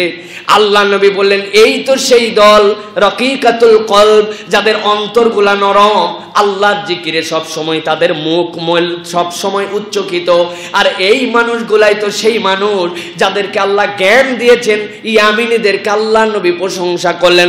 আল্লাহ নবীর সামনে এইরকম 700 দলের একটা বাহিনী এসে বলল, ইয়া রাসূলুল্লাহ, আমরা সবাই ঈমান এনেছি, এখন আপনার সাক্ষাতের জন্য আমরা এই ঝাঁক বেঁধে আমাদের পরিবার পরিজন সহ আপনার সামনে হাজির হয়ে গেছি। আল্লাহ নবী সাল্লাল্লাহু আলাইহি ওয়াসাল্লাম পড়ে ফেললেন ওয়ারাইতান নাসা ইয়াদখুলুনা ফি দীনিল্লাহি আফওয়াজা। আমার আল্লাহর কথা সত্য, এখন দিনের দাওয়াতটা ঝাঁকে ঝাঁকে সব জায়গায় ছড়ায় গেছে। আল্লাহ নবীর কাছে প্রত্যেকদিন বিভিন্ন গোত্র থেকে হাজার হাজার মানুষ এসে ইসলামের নিচে আশ্রয় পোষণ করতে লাগলো। আল্লাহ রাব্বুল আলামিন আল্লাহর নবীর প্রতি এই আয়াতে কারিমার সত্যায়নটা হায়াতে থাকতেই আল্লাহ নবীকে আল্লাহ দেখাইছেন। সুবহানাল্লাহ। মুফাসসিররা ব্যাখ্যা করছেন যে ইসলামের বিজয় ওই দিন শুরু হয়েছিল, যে ইসলামের বিজয়টা আল্লাহ দিয়েছিলেন, ইমানদাররা ঝাঁকে ঝাঁকে ইমানের মধ্যে ঢুকেছিল। ওই আয়াতের হুকুম কতদিন পর্যন্ত থাকবে? কতদিন পর্যন্ত? কথা বুঝতেছেন? ওই আয়াতের হুকুম কিয়ামত পর্যন্ত থাকবে। সুবহানাল্লাহ বলেন। ওই আয়াতের হুকুম কিয়ামত পর্যন্ত থাকবে। ইসলামের উপরে বাধা আসবে, ইসলামের উপরে নানান ধরনের প্রেসার আসবে, মুসলমানদেরকে নানান ভাবে পর্যদুস্ত করার জন্য চেষ্টা করা হবে। কিন্তু আল্লাহর কোরআন সত্য, এই শরীয়ত সত্য, এই শরীয়তকে আল্লাহ কিয়ামত পর্যন্ত পছন্দ করে নিয়েছেন। আল্লাহর নবীর ওই বরকতে কিয়ামত পর্যন্ত ইমানদারেরা যখনই বুঝ পাবে, ওই বেঈমানেরা, ইসলাম বিদ্বেষীরা, তাদের অন্তরে অন্য কোনো ধর্মের প্রতি টান হবে না। টান হলে ইসলামের জন্য টান হবে। কিয়ামত পর্যন্ত দলের পরে দল মুসলমান হবে, আল্লাহর নবীর উম্মতের মধ্যে শামিল হতেই থাকবে। এখনকার বিশ্ব ব্যবস্থা হিসাব দেয় fast growing religion of this world, পৃথিবীর সবচেয়ে অ্যাকসেপ্টেবল রিলিজিয়ন কোনটা? অন্যান্য ধর্ম ছেড়ে দিয়ে মানুষ নাস্তিক হয়। আর যদি কেউ আস্তিক হতে চায় তাহলে পৃথিবীর সব ধর্ম ত্যাগ করে ইসলাম গ্রহণ করে। ঠিক কি না? প্রিয় মুসলমান, নিজেদেরকে সেরকম যোগ্য করে উপস্থাপন করতে হবে। মুসলমানদের কোরআন পড়ে, মুসলমানদের ধর্মগ্রন্থ পড়ে, মুসলমানদের হাদিস পড়ে কম মানুষ ইমানদার হয়, বরং মানুষ মানুষকে দেখে মুমিন হয়। একজন মুসলমানের ক্যারেক্টার কেমন, একজন মুসলমানের সম্পর্ক কেমন, একজন মুসলমানের ফ্যামিলির অবস্থা কেমন, এইগুলা দেখে অন্য ধর্মাবলম্বীরা ইসলামের প্রতি আকৃষ্ট হয়। ইউরোপে যারা ঈমান এনেছে, এরকম অনেক মানুষ নিজেদের হিস্ট্রিতে সাক্ষ্য দিছে যে আপনি কেন মুসলমান হলেন? বলে আমি আমার পড়োশীকে দেখে মুসলমান হয়েছি। কই আপনার পড়োশী তো খুব ভালো দেখা যায় না, মানে পড়োশি ভালো বলতে যেরকম বাহ্যিক ইসলাম মানা, গুড প্র্যাকটিসার, এরকম দেখা যায় না। বলে না, অত কিছু দেখি নাই। আমার আর ওর বাড়ি পাশাপাশি, 7 বছর আছি, ওর 2 বাচ্চা আর 1 বউ, জীবনে ওদের বাড়ির ভিতরের কথা বাহিরে আসে নাই। আর আমাদের বাড়িতে সপ্তাহে এমন কোনো দিন নাই যে ওই পার্টি শেষ করে মদ খেয়ে 2 জনের মধ্যে ক্যাসাল হয় না, গন্ডগোল হয় না। এ ওর কাপড় চুপড় ছাড়া বাড়িতে বাড়ায় যায়, এ ওর কাপড় চুপড় ছাড়া বাড়িতে বের হয়ে যায়। আমাদের এই গন্ডগোল সপ্তাহে 1 দিন, আর ওদের 7 বছরে 1 দিন দেখি নাই। যে জিজ্ঞাসা করছি কেমনে এরকম পড়ো, বলে আমাদের ইসলাম আমাদেরকে শিক্ষা দেয় অন্তত পরিবারের মধ্যে সহনশীল থাকতে হবে, স্ত্রীর সাথে কি ধরনের আচরণ হবে, নিজেদের মধ্যে ভাব ভালোবাসা কেমন করে হবে, বিবাহ ছাড়া কারোর সাথে সম্পর্ক হবে না, মদটা অন্তত খাওয়া যাবে না। এই বিষয়গুলো ইসলাম শিক্ষা দেয় জন্য পরিবারের কম। বলে যেই ধর্ম কোন পরিবারকে 7 বছর ঝগড়া করায় না, বাহিরে আসায় না তাদের ঝগড়াকে, তাদের এইগুলাকে মানুষের কাছে প্রকাশ করে না, ওর থেকে বিউটিফুল ধর্ম হতে পারে না। তার পড়োশি ভালো মুসলিম না, কিন্তু এই প্র্যাকটিস দেখে ঈমান গ্রহণ করছে। সুবহানাল্লাহ। এটা হচ্ছে মুসলমানদের তবিয়ত। কিন্তু আমরা দুঃখজনকভাবে দেখতে পাই এখন মুসলমানরা ধোঁকাবাজ, মুসলমানরা 2 নম্বর, মুসলমানদের যেগুলা আখলাকের বিষয় এইগুলা তাদের কাছে গেছে, আর আমরা উল্টা আখলাকওয়ালা গ্রহণ হয়ে গেছি। প্রিয় ভাইরা, বাংলাদেশ থেকে ইউরোপে যে যায়, চিংড়ি মাছ যায়, বাংলাদেশ থেকে লবস্টার যায়, এইগুলা আমাদের হিসাবে তো মুসলমানদের থেকে নিয়ে তারা সবচেয়ে বেশি হ্যাপি হওয়ার কথা ছিল। তার আমাদের প্রতি এত অসন্তুষ্ট যে স্বাদের দিক থেকে আমাদের মাছ অনেক উন্নত, কিন্তু তাদের নিজের লোকজন এখানে মনিটর করতে পাঠানো হয়। কেননা ওরা যাওয়ার পরে দেখছে পৃথিবীর একমাত্র মাছ যেই মাছের পেটের মধ্যে ডিমের পরিবর্তে, নারী ভুঁড়ির পরিবর্তে জেলি হয়, প্লাস্টিক ঢোকে, এইটার দুনিয়ার কোনো মাছ পারতেও পারে না, দিতেও পারে না। এটা কেমনে দেয় বাংলাদেশে? আইসে দেখে এটা মাছ নিজে নিজে যায় না, মানুষ নামের অমানুষ ইনজেকশন দিয়ে পেটের মধ্যে মাছরে ভারী করার জন্য এই কাজ করে। এটা কারা করে? কারা করে? মুসলমানরা করে। কারা করে? আমরা করি। ইলিশ মাছ পাঠায় সারা দুনিয়ায়, তারা দেখছি ইলিশ মাছের পেটের মধ্যে ডিম থাকে। এই যে ডিম ছাড়ার মৌসুম হয়ে গেলে এখন ডিম বেড়ে গেছে, কিন্তু ডিম বেড়ে হলে কি হবে? বাংলাদেশের ইলিশের পেটের মধ্যে নাকি লোহাও হয়, বড় বড় এরকম লোহার ব্যাটারির মধ্যে 2টা ঢুকাই দিয়ে ওজন বাড়ায় দিয়েছে। এর থেকে নিকৃষ্ট আর কেউ হতে পারে? এটা মুসলমানের আখলাক হতে পারে? ধোঁকাবাজ হতে পারে মুসলমান? কিন্তু আমরা তো আমাদের চরিত্রে এরকম জিনিস নিয়ে এসে ফেলেছি। আমরা আমাদের ছোট্ট ছোট্ট বিষয় নিয়ে ঝগড়াঝাটি, কামড়া কামড়ি এমন জায়গায় নিয়ে গেছি যে কি আপনাকে আমাকে দেখে ইসলাম গ্রহণ করবে, এখন আপনারে আমারে দেখে দূরে সরে যায়। ঠিক কিনা? এই জন্য আমাদের আখলাক সুন্দর করতে হবে। যদি আখলাক সুন্দর করি, ওয়ারাআইতান নাসা ইয়াদখুলুনা ফি দীনিল্লাহি আফওয়াজা, কিয়ামত পর্যন্ত আমাদের প্রজন্মের পর প্রজন্ম দেখে যাবে আল্লাহ নবীর উপরে অবতীর্ণ এই আয়াত সত্য। কিয়ামত পর্যন্ত ঝাঁকে ঝাঁকে মানুষ তাদের প্রয়োজনে ইসলামের নিচে আসবে। ঠিক কিনা? ইসলামের কোন মানুষকে প্রয়োজন নাই, মানুষের প্রয়োজন ইসলামকে। ঠিক কিনা? ভালো করে মনে রাখবেন, মানুষের প্রয়োজন ইসলামকে। মানুষ যদি তাকে বাঁচাতে চায়, মানুষ যদি প্রশান্তিময় আত্মা চায়, মানুষ যদি মানুষ হতে চায়, তাহলে ইসলামের কোনো বিকল্প নাই। ঠিক কিনা?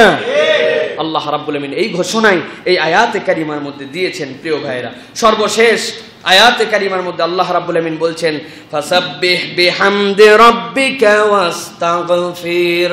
হে রাসূল, আপনার প্রতি দায়িত্ব দেওয়া হলো ফাসাব্বিহ, অথবা আপনি তাসবিহ করেন, বিহামদি রাব্বিকা, আপনার রবের প্রশংসায়, ওয়াস্তাগফির। এই আয়াতে কারিমা যখন আল্লাহর নবীর প্রতি অবতীর্ণ হলো, বুখারীর হাদিসের মধ্যে আসছে আল্লাহর নবী চলতে ফিরতে আর এক মুহূর্ত তার মুখ বন্ধ রাখতেন না। আল্লাহর নবী বলতেই থাকতেন, সুবহানাকা রব্বানা ওয়া বিহামদিকা আল্লাহুম্মা গফিরলি, সুবহানাকা রব্বানা ওয়া বিহামদিকা আল্লাহুম্মা গফিরলি। আল্লাহ নবীর সব সময় প্রশংসা করতেন, যাবতীয় পবিত্রতা আপনার আল্লাহ, আপনার সকল প্রশংসা হে রব, আপনি আমাকে ক্ষমা করে দেন। পয়গম্বরদের জীবনে কোন রকম গুনাহ নাই, পয়গম্বররা মাসুম, তাদের অ্যাকাউন্টের মধ্যে আল্লাহ রাব্বুল আমিন গুনাহ কাতা যুক্তই করেন নাই। কিন্তু পয়গম্বরদের মানবীয় দৃষ্টিতে কিছু ত্রুটি বিচ্যুতি হইতো, এইটা তাদের গুনাহ নয়, এইটা তাদের জন্য ইরর নয়, এইটা তাদের আল্লাহর অবাধ্যতা নয়, মানবীয় কারণে ত্রুটি বিচ্যুতি হতো। আল্লাহ নবী সাল্লাল্লাহু আলাইহি ওয়াসাল্লাম এরকম মানবীয় ত্রুটি বিচ্যুতিরও অনেক ঊর্ধ্বে, তারপরে আল্লাহ নবী সাল্লাল্লাহু আলাইহি ওয়াসাল্লাম নিজের মর্যাদা আল্লাহর কাছে বাড়ায় নেওয়ার জন্য আল্লাহর কাছে বলতেন সুবহানাকা রব্বানা ওয়া বিহামদিকা আল্লাহুম্মা গফিরলি। হযরত উম্মে সালমা রাদিয়াল্লাহু তাআলা আনহা বলতেছেন, আল্লাহর নবীর প্রতি আয়াতে কারিমা অবতীর্ণ হওয়ার পরে আমরা আল্লাহর নবীর ঠোঁট নড়াচড়া ছাড়া কখনো পাইতাম না, আর আল্লাহর নবী বলতেই থাকতেন সুবহানাল্লাহি ওয়া বিহামদিহি আস্তাগফিরুল্লাহ ওয়া আতুবু ইলাইহি। চলতে ফিরতে হাঁটতে ঘুরতে আল্লাহর নবী সব সময় আল্লাহর কাছে বলতেন, আল্লাহ যাবতীয় প্রশংসা তো আপনার, সকল হামদ আপনার, আর আমি আপনার কাছেই ফেরত আসতেছি, আপনি আমাকে ক্ষমা করে দেন। সুবহানাল্লাহ। প্রিয় ভাইয়েরা, এই আয়াতে কারিমা শিক্ষাটা কি আমাদের জন্য? আল্লাহ রাব্বুল আলামিনের রাসূল সাল্লাল্লাহু আলাইহি সাল্লাম, আল্লাহ রাব্বুল আলামিন যাকে মাসুম করেছেন, যার আদ্যপান্তে কোনো অ্যাকাউন্টে গুনাহ নাই, সেই মানুষটা যদি আল্লাহর এরকম প্রশংসা করতেন, এইরকম করে আল্লাহ রাব্বুল আলামিনের জন্য প্রশংসায় নিমজ্জিত রাখতেন নিজেকে, আপনার আমার অবস্থা কি? হযরত আবু হুরায়রা রাদিয়াল্লাহু তাআলা বলছেন, আগের থেকেই আল্লাহ রাসূল সাল্লাল্লাহু আলাইহি ওয়াসাল্লাম তাহাজ্জুদে দাঁড়াইতেন। এই সূরা অবতীর্ণ হওয়ার পরে আল্লাহ নবী এমন ভাবে তাহাজ্জুদ পড়তেন, নবী করিম সাল্লাল্লাহু আলাইহি ওয়াসাল্লামের পা ফুলে যেত, আল্লাহু আকবার, পায়ের রস হয়ে যেত। আল্লাহ নবী সাল্লাল্লাহু আলাইহি ওয়াসাল্লাম এই পরিমাণ সালাতের মধ্যে নিমজ্জিত থাকতেন। প্রিয় ভাইয়েরা, এই জন্য আমাদেরকে খুব খেয়াল করে রাসূল সাল্লাল্লাহু আলাইহি ওয়াসাল্লামের জীবন থেকে কতগুলো বিষয় নিতে হবে।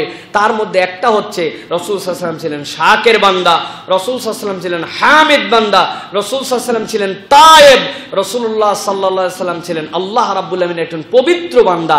কোন একটা বান্দা যদি আল্লাহ রাব্বুল আলামিনের শুকরগুজার হয়, আল্লাহর পবিত্রতার ঘোষণাকারী হয়, আল্লাহর কাছে তওবাকারী হয়, আর তার জিন্দেগিটা যদি পবিত্র হয়, আল্লাহ রাব্বুল আলামিন তার ওই বান্দাকে মাফ করে দিতে এক মুহূর্ত দেরি করবেন না। সুবহানাল্লাহ। অতএব প্রিয় ভাইরা, আল্লাহ রাব্বুল আলামিন বলছেন ইন্নাহু কানা তাওয়াবা, নিশ্চয় আপনার রব তো বান্দার তওবা কবুল করার জন্যই আছেন। আল্লাহর কাছে তাওয়াব বলার কারণ কি? গফফার, তাওয়াব এইগুলো এমনি এমনি আল্লাহ বলেন নাই। গফুর মানে ক্ষমাকারী, গফফার তারপর আল্লাহ নিজেকে কেন বলেছেন ফাআলুনের ওজনে গফফার মানে একটা বান্দা দুনিয়ায় যতবার ক্ষমা অপরাধ করতে পারে আল্লাহ ঠিক ততবার ক্ষমা করার যোগ্যতা রাখেন। তোমার অপরাধ যত ক্ষমা করতে পারেন যিনি, তার থেকে বেশি তিনি গফফার, তিনি আল্লাহ। আল্লাহর নবী সাল্লাল্লাহু আলাইহি ওয়াসাল্লাম এই জন্য হাদিসের মধ্যে বলছেন, কোন একটা বান্দা যদি অপরাধ করে এরপর আল্লাহর কাছে বলে আল্লাহ তুমি আমাকে মাফ করে দাও, আল্লাহ তাকে মাফ করে দেন। আবার বলে আল্লাহ ভুল করে ফেলছে, আবার আল্লাহ মাফ করে দাও, আল্লাহ মাফ করে দেন। আবার ভুল করছে, আল্লাহ মাফ করে দাও। আল্লাহ ফেরেশতাকে ডাক দেন, এই ফেরেশতা এদিকে আয়। ফেরেশতা আসার পরে বলে কি ইয়া রব্বি, বলে দেখো আমার বান্দা ভুল করছিল, এরপরে অতীতের ভুল স্বীকার করছে, বর্তমানে তওবা করছে, ভবিষ্যতে করবে না বলে প্রতিশ্রুতি দিয়েছে, সব তার অন্তর থেকে খালিসান লিল্লাহ ছিল, কিন্তু শয়তানের প্ররোচনায় আবার তার ভুল হয়ে গেছে, আবার মাফ চাইছে, আবার একই রকম ভাবে ক্ষমা করছি। বান্দা আমার নাম যে গফফার, বান্দা এটাকে বিশ্বাস করে আমার কাছে বলছে, আর আমি যে গফফার, বান্দাকে যে যতবার ভুল করে আমি ক্ষমা করি, ফেরেশতা তুই সাক্ষী হয়ে যা। সুবহানাল্লাহ। সুতরাং আল্লাহ রাব্বুল আলামিন বান্দাকে ক্ষমা করার জন্য রেডি, কিন্তু আমাদের আল্লাহর কাছে ক্ষমা চাওয়ার মতো হাতে সময় নাই। ঠিক না ভাই? আমাদের হাতে সময় নাই। আমরা চিন্তা করছি আল্লাহ মাফ করবে না করবে না, কি করবে না কি করবে। আপনি যদি আল্লাহ মাফ করবে না এই কথা বলেন, তাহলে আল্লাহর গফফার গফুর নামের সিফাতের উপরে আপনি শুবহাত আনলেন, আপনি এর প্রতি সন্দেহ করলেন। এটা যদি আপনার রিয়ালি হয় এরকম মনের থেকে, তাহলে আপনার ইমানের মধ্যে কমতি হয়ে যাবে। ইমানের মধ্যে বিষয়টা বুঝছেন আপনি প্রিয় ভাইরা? আপনি যদি বান্দার হক নষ্টকারী না হন, আপনি জনগণের হক নষ্টকারী না হন, আল্লাহর হক যদি আপনার নষ্ট হয়েও যায়, আপনি যদি আল্লাহকে গফুর গফফার রব হিসেবে জেনে বুঝে আপনি যদি তওবা করেন, আল্লাহ রাব্বুল আলামিন আপনাকে ক্ষমা করে দিবেন। বান্দার হকের গুনাহ আপনার মাফ হবে, তার কাছ থেকে মাপ নিতে হবে, তার ক্ষতিপূরণ আদায় করে দিতে হবে। এরপর আল্লাহকে বলতে হবে আল্লাহ আমি সাধ্যের মধ্যে তারটুকু করেছি, আল্লাহ সেটা আমার ভুল ছিল, স্বীকার করে তুমি নিষেধ করেছিলে কিন্তু তারপরে বান্দার হক নষ্ট করেছিলাম, এখন তুমি আমাকে মাফ করে দাও। বান্দার হক আদায় করে আল্লাহর কাছে ক্ষমা চাইলে আল্লাহ এই অপরাধও বান্দার মাফ করে দিবেন। সুবহানাল্লাহ। প্রিয় ভাইয়েরা, অতএব ইন্নাহু কানা তাওয়াবা, এটা আপনাকে বিশ্বাসের মধ্যে রাখতে হবে। সূরা নসর আমাদেরকে শিক্ষা দেয় আল্লাহর বিজয় এবং আল্লাহ রাব্বুল আমিন ঘোষিত পরিকল্পনা, এটা মানুষের চিন্তার বাহিরে। ইমানদারদের জন্য আল্লাহ এটা দান করবেন। Islam the complete code of life, এই জীবন ব্যবস্থা ইসলাম যতদিন পর্যন্ত কিয়ামত পর্যন্ত থাকবে, মানুষ যতই ইসলাম বিরোধিতা করুক, ইসলামের কাছে তাকে ফেরত আসতেই হবে। আর একজন ইমানদারের সবচেয়ে বড় গুণাগুণ হবে, সে যখন কোনো সফলতা অর্জন করবে, সে যখন কিছু দুনিয়াতে পেয়ে যাবে, আল্লাহ রাব্বুল আমিন যে নিয়ামত দিবে, সাথে সাথে সে যেন নিজে এটা না বলে এটা আমার মাথা খাটানো, আমার বুদ্ধিতে, আমি চেষ্টা করছিলাম, উপযুক্ত সময় ইনভেস্ট করছিলাম, আমি আগাই গেছিলাম না বলে, ওই সময় এই জায়গাতে একটা দোকান রাখছিলাম বলে, এই মামু খালু ছিল বলে, এই সকল চিন্তার ঊর্ধ্বে সে চিন্তা করবে আমার রবের সাহায্য ছিল বলে। দুনিয়ার বাকিগুলো তার লাগবে, কিন্তু তার রবকে যখন চূড়ান্ত মানবে, আল্লাহ তার এই সফলতাকে দুনিয়া আখিরাতে কামিয়াবি দান করবেন। আল্লাহ রাব্বুল আলামিন এই সূরার আলোকে আমাদের জীবনে বাস্তবায়ন করার তৌফিক দান করেন। আমাদের জীবনকে আল্লাহ রাব্বুল আলামিন আল্লাহর সাহায্য দিয়ে, আল্লাহর নুসরত দিয়ে ভরপুর করে দেন। আমাদেরকে তায়েব বান্দা, আমাদেরকে আল্লাহ রাব্বুল আলামিনের কাছে ক্ষমা চাওয়া বান্দা হিসাবে আমাদেরকে কবুল করেন, বলেন আল্লাহুম্মা আমিন। প্রিয় ভাইয়েরা, কতগুলো প্রশ্ন দিয়ে শেষ করব।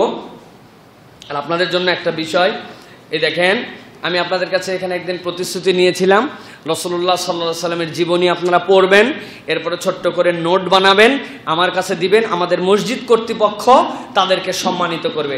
আমাদের মুরব্বী, আল্লাহ রাব্বুল আলামিন তাকে দুনিয়া আখিরাতে কল্যাণ দান করে, আর রাহিকুল মাকতুমের পুরাটা উনি পড়ছেন। এই যে 1 মাসের পড়া দিয়েছিলাম, এই আর রাহিকুল মাকতুম থেকে উনি নোট করছে, দেখছেন, পুরাটা নোট করছে, কোন পাতায় কি পড়ছেন, জিন্দেগিটা কেমন ছিল, রাসূলুল্লাহ সাল্লাল্লাহু আলাইহি ওয়াসাল্লামের ব্যক্তিগত উদ্যোগ কি ছিল, রাসূল সাল্লাল্লাহু আলাইহি ওয়াসাল্লামের হত্যা করার জন্য কারা গিয়েছিল, মক্কাবাসীদের যুদ্ধের ক্ষেত্রে প্রস্তুতি কি ছিল, উহুদের যুদ্ধ কেমন ছিল, হুদায়বিয়ার সন্ধির ক্ষেত্রটা কেমন ছিল, রাসূল সাল্লাল্লাহু আলাইহি ওয়াসাল্লামের একদম শেষ অবস্থাগুলো কেমন ছিল, শেষ 5 দিন কেমন ছিল, এরকম করে রাসূলুল্লাহ সাল্লাল্লাহু আলাইহি ওয়াসাল্লামের পরিবারের তালিকা কেমন ছিল, সুন্দর একটা নোট বানাইছেন। আলহামদুলিল্লাহ বলেন।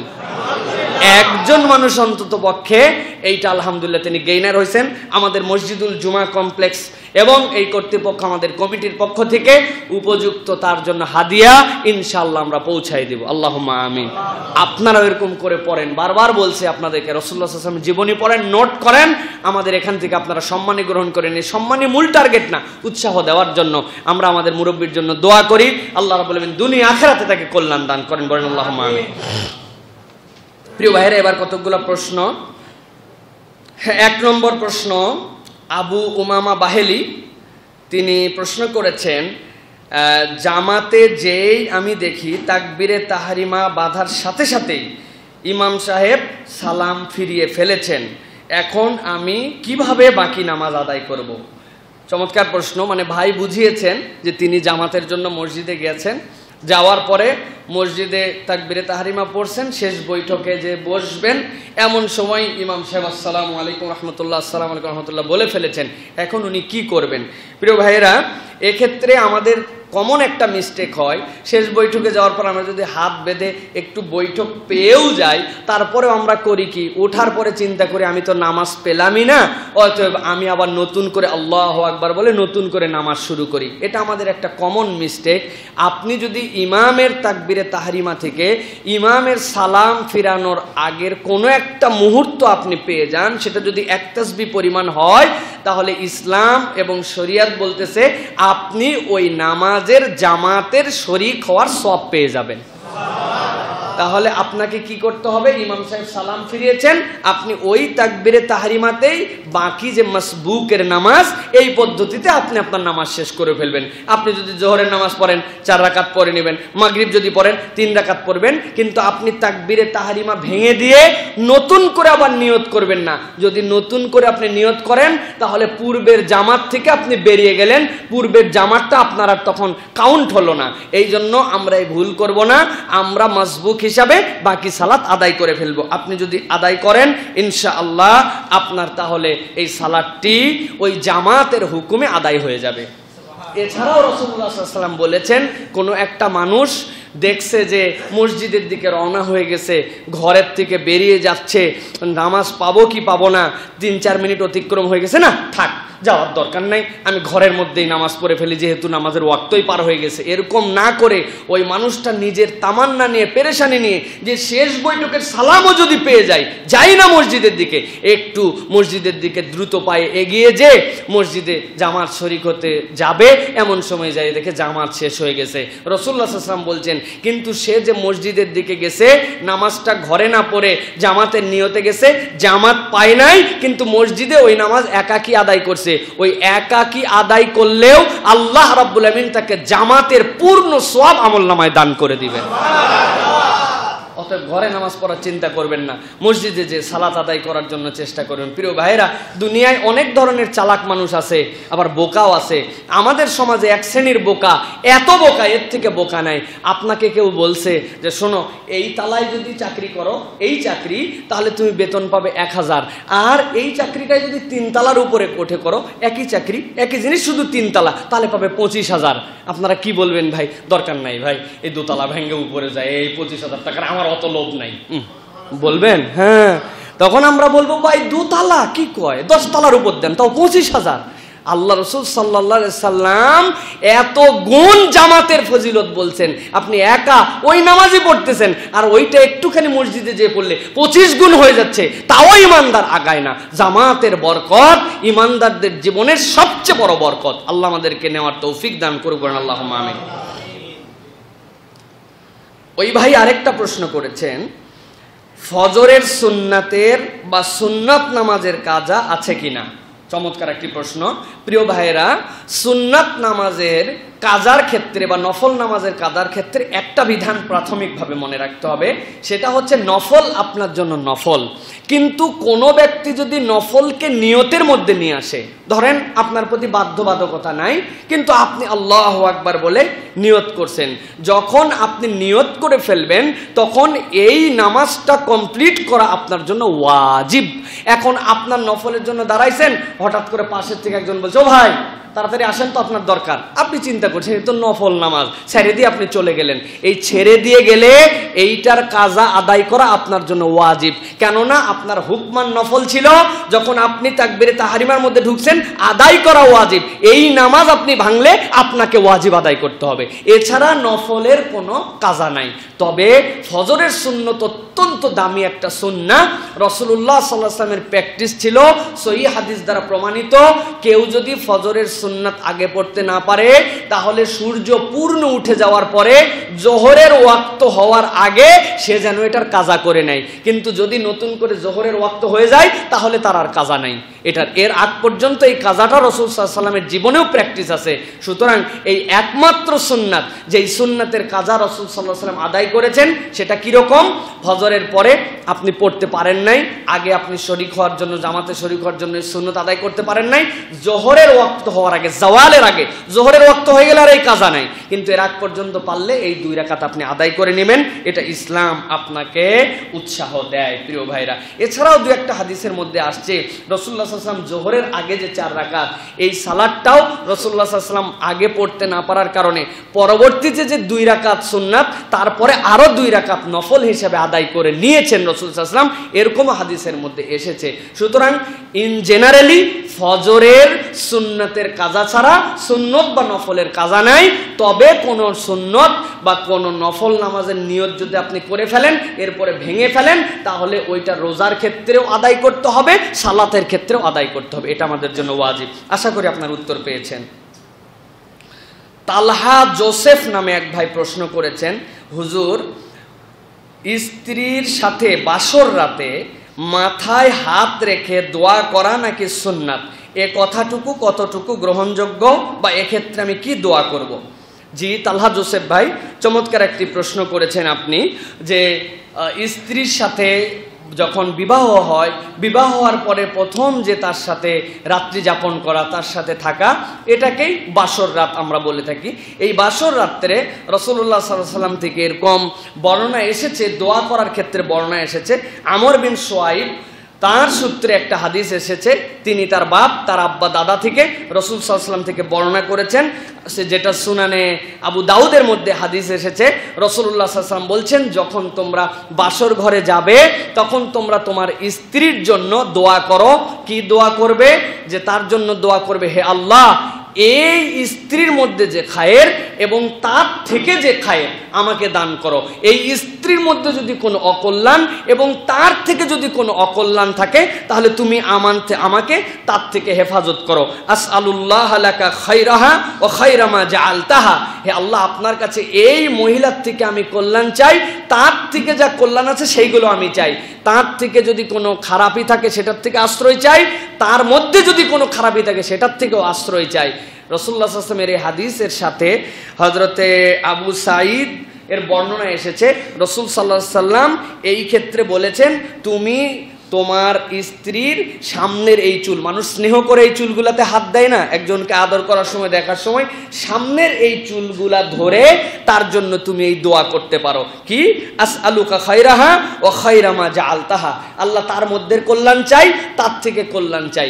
এই যে চুলের মাথাটুকু আল্লাহ রাসূল সাল্লাল্লাহু আলাইহি ওয়াসাল্লামের ধরার ক্ষেত্রে আবু সাঈদ রাদিয়াল্লাহু তাআলা থেকে বর্ণনা এসেছে, এটার আলোকে অনেকে বলেন যে এইটা যেহেতু চুলের মাথা ধরতে বলেছেন আল্লাহ রসুল, এই চুলের মাথাটাকেই অনেকে মাথায় হাত দেওয়া হিসাবে পরিগণিত করেছেন। সুতরাং কেউ যদি বাসর রাত্রে স্ত্রীর জন্য এই দোয়া করে, এইভাবে মাথায় হাত দেয় বা সামনের চুল ধরে, তাহলে এটা সুন্নাত হবে, এটা একটা আমল হবে, এটা আমাদের জন্য আল্লাহ রাব্বুল আমিনের কাছে কল্যাণকর হবে। একই সাথে রাসূল সাল্লাল্লাহু আলাইহি সাল্লাম এই দোয়ার রেফারেন্স আরো হাদিসের মধ্যে আসছে, নবীজি যখন কোনো নতুন প্রাণী বাহন হিসাবে কিনতেন, আগেকার মানুষের তো বাহন ছিল হচ্ছে উট, উট নিলেও রাসূল সাল্লাল্লাহু আলাইহি ওয়াসাল্লাম উটের যে কাঁধের উপরে হাত দিয়ে দোয়া করতেন, আল্লাহ এর ভিতরে কল্যাণ থাকলে আমাকে দান করো, এর মধ্যে কোনো অকল্যাণ থাকলে আমাকে হেফাজত করো, এর দ্বারা কল্যাণ দান করো, এর দ্বারা অকল্যাণ থেকে দূর করো। এক্ষেত্রে আমরা আমাদের যে কোনো কল্যাণকর জিনিস, বাহন, ব্যবসা প্রতিষ্ঠান, এরকম কিছু যখন আমরা শুরু করব তখন এইরকম দোয়া আমাদের জন্য করা যেতে পারে। আশা করি আপনার উত্তর পেয়েছেন। আয়েশা আব্দুল করিম নিউ ইয়র্ক থেকে একটা প্রশ্ন পাঠিয়েছেন। তিনি প্রশ্ন করেছেন, স্বামীর সাথে তার টাকায় আমি হজ করেছি, এখন আল্লাহর দয়ায় আমারও টাকা হয়েছে, আমি একটা রিটায়ারমেন্টের মাধ্যমে বেশ কিছু টাকা পেয়েছি, আমাকে কি আবার আমার ফরজ হজ আদায় করতে হবে? চমৎকার একটি প্রশ্ন। আমাদের দেশে সচরাচর আমরা আমাদের যারা মা বোনেরা থাকেন, স্বামীরাই সচরাচর তাদেরকে হজ করান। এক্ষেত্রে শরীয়ত বলতেছে, আপনি যখন আপনার স্ত্রীকে আপনার পক্ষ থেকে হজ করার জন্য নিয়ে যাবেন, মূলত যেই টাকাটা দিয়ে তাকে হজ করাচ্ছেন এটা আপনার পক্ষ থেকে হাদিয়া।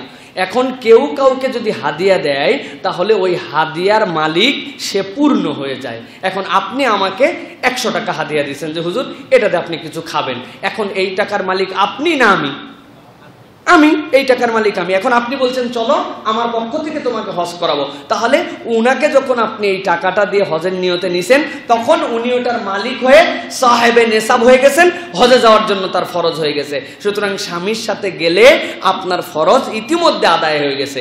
এখন আপনি যে টাকা পেয়েছেন এই টাকা দিয়ে চাইলে আপনি নফল হজ কোনো মুহরিমের সাথে যে করতে পারেন, কিন্তু ওইটা আপনার ফরজ আদায় হয় নাই, এখন নিজে মালিক হয়েছেন জন্য নতুন করে হজ করতে হবে, বিষয়টি এরকম নয়। এখানে উল্লেখ্য একটি বিষয় আপনাদের নজরে রাখতে হবে, সেটা হচ্ছে একজন পুরুষের জন্য মানিস্তাতা ইলাইহি সাবিলা, আল্লাহর ঘর পর্যন্ত পৌঁছানোর সামর্থ্য থাকলে হজ ফরজ হয়, কিন্তু নারীর ক্ষেত্রে কেবল তার আল্লাহর ঘর পর্যন্ত পৌঁছানোর সামর্থ্য থাকলে হজ ফরজ হয় না। নারীর জন্য 2টা টাকা লাগে, একটা নিজের, আরেকটা তার সাথে মুহরম হিসেবে যিনি যাবেন তারও টাকা তার লাগবে। এই 2টা সামর্থ্য বেয়ার করার সামর্থ্য হলে নারীর উপরে হজ ফরজ হয়, নচেত নারীর উপরে হজ ফরজ নয়। কেননা কোনো নারী মুহরিম ছাড়া একা একা হজে যেতে পারেন না।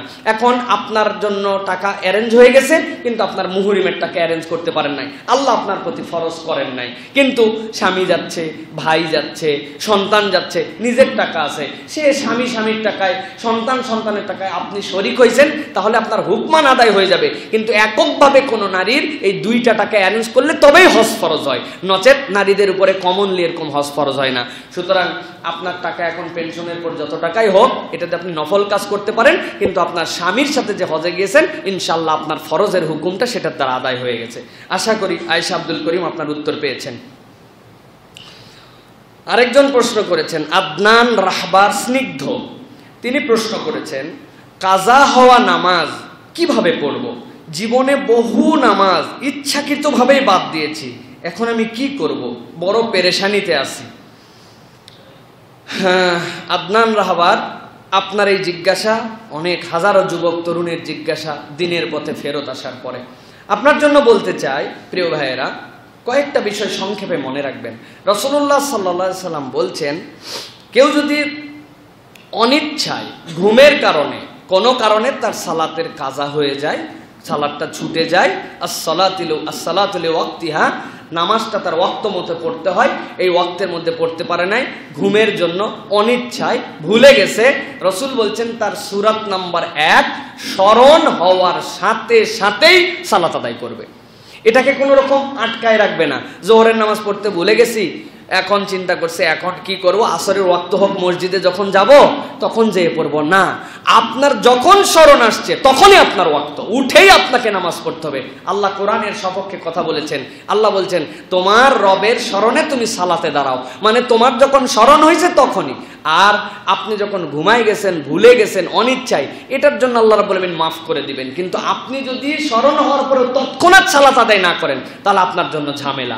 অতএব তৎক্ষণাৎ আপনাকে সালাত আদায় করে ফেলতে হবে, এর জন্য অপেক্ষা করা যাবে না। ফজর পড়ি নাই, জোহরের সময় যাই পড়বো না, 11টা বাজে তাই কি উঠছি, আল্লাহ কাজা হয়েছে এক্ষুনি আদায় করে নিলাম, বাস, এটা হুকুম এক। 2 নম্বর বিষয় হচ্ছে প্রিয় ভাইয়েরা, সেটা হচ্ছে যে ইচ্ছাকৃতভাবে যদি কোনো সালাত ছেড়ে দেওয়া হয়, সুযোগ থাকলেও যদি সালাত আদায় না করা হয়, তাহলে মুহাল্লার ভিতরে ফিকহুস সুন্নাহর ভিতরে আসছে এই ব্যক্তির কোনো কাজা নাই। ইচ্ছাকৃত ছেড়ে দেওয়া সালাত, বুঝ থাকার পরেও যে নামাজ পড়েন নাই, এই ব্যক্তির কাজা নাই। কেন কাজা নাই? ফিকহুস সুন্নাহর ভিতরে এর কতগুলো কারণ ব্যাখ্যা করা হয়েছে। কারণ নম্বর 1 হচ্ছে সালাতের ক্ষেত্রে তো আপনাকে ফরজ করা হয়েছিল এই দায়িত্ব, আপনি ইচ্ছা করে ওয়াক্তের পরের ওয়াক্ত ছেড়ে দিয়েছেন, দিনের পরে দিন ছেড়ে দিয়েছেন। এখন আপনার তো এটা ইচ্ছাকৃত, নামাজ তো তার ওয়াক্ত মতো আদায় করা, ওয়াক্ত ছাড়া আদায় কখন? ভুলে গেলে, অনিচ্ছায় থাকলে, কাজা হয়ে গেলে। কিন্তু এটা তো আপনি কাজা করার নিয়তে করেন না, এটা আপনি বাদ দিয়েছেন। আপনার জন্য কি করা লাগবে? আপনার জন্য কাজাটাই হচ্ছে তওবা। আপনার জন্য খালেস নিয়তে তওবা করতে হবে, আল্লাহর কাছে এমন তওবা করতে হবে যে আপনি প্রকাশ্য ভুল যেটা করছেন, প্রকাশ্য আল্লাহর কাছে এটা শোধ দিতে হবে। প্রকাশ্য শোধ কি? এরপর থেকে আপনি জামাত ছাড়া সালাত আদায় করেন না, সুন্নত নফল কোনোটা বাদ দেন না, তওবার হালতের উপরে থাকেন, প্রত্যেক ওয়াক্তে আল্লাহর কাছে অতীতের যেগুলো মিস হয়েছে তার জন্য ক্ষমা চান। আপনার কাজা হচ্ছে এই ক্ষমা চাওয়া। অনেকেই আমাদের বলেন যে কাজা নামাজ আমরা তো কিছু আদায় করতেও পারি, সে আদায় যদি আমরা করার চেষ্টা করি কেমন হবে? এই ক্ষেত্রে বর্ণনা আসছে একটা, তুহফাতুল ইখওয়ানের মধ্যে ইবনে বাজ রাহমাতুল্লাহি আলাইহি একটা হাইসিয়ত বর্ণনা করেছেন। তিনি বলছেন কোন ব্যক্তির যদি সালাত কাজা হয় তাহলে তার কাজাটা আদায়ের ক্ষেত্রে তারতিব রক্ষা করা ওয়াজিব। তারতিব মানে কি? ফজর কাজা হয়ে গেছে, জোহর কাজা হয়ে গেছে, আসর কাজা হয়ে গেছে, এখন আপনি মাগরিবের সময় যে সালাত আদায় করবেন, আপনাকে আগে ফজর আদায় করতে হবে, তারপরে জোহর আদায় করতে হবে, তারপরে আসর আদায় করতে হবে। এমন কি বলা হয়েছে আপনি যদি মাগরিবের নামাজেও শরীক হন, কথার কথা মসজিদে চলে গেছেন, এখন পরিস্থিতি নাই, ইমাম মাগরিবের নিয়ত করবে, আপনাকে ওই নামাজের ভিতরে আপনাকে ফজরের নিয়তে দাঁড়াতে হবে। বুঝতে পারছেন আপনি? তারতিব এত গুরুত্বপূর্ণ, তারতিব আপনাকে মানতে হবে। তারতিব অন্যতম কাজা আদায়ের জন্য শর্ত। এখন কোনো একটা ব্যক্তি বলতেছে উমরি কাজা আদায় করব। উমরি কাজা মানে কি? 15 বছর নামাজ পড়ে নাই। এই ব্যক্তি কোন ওয়াক্ত প্রথম ছাড়ছিল আর তারপরের ওয়াক্ত কোনটা? মানবীয় কোনো যোগ্যতায় মানুষের এই তারতিব রক্ষা করে সালাত আদায় করা সম্ভব নয়। ঠিক কিনা ভাই? ঠিক। এই জন্য আমাদেরকে এই ধরনের কাজা যেটা হবে, এই কাজা ইচ্ছাকৃত কাজার ক্ষেত্রে ফিকহুস সুন্নাহয় তারা বলতেছেন যে আপনার জন্য তওবার কোনো বিকল্প নাই। তবে আপনার পানিশমেন্ট কি? পানিশমেন্ট হচ্ছে প্রকাশ্য ভুল করছেন, প্রকাশ্য এখন আপনাকে কিছু আদায় করতে হবে।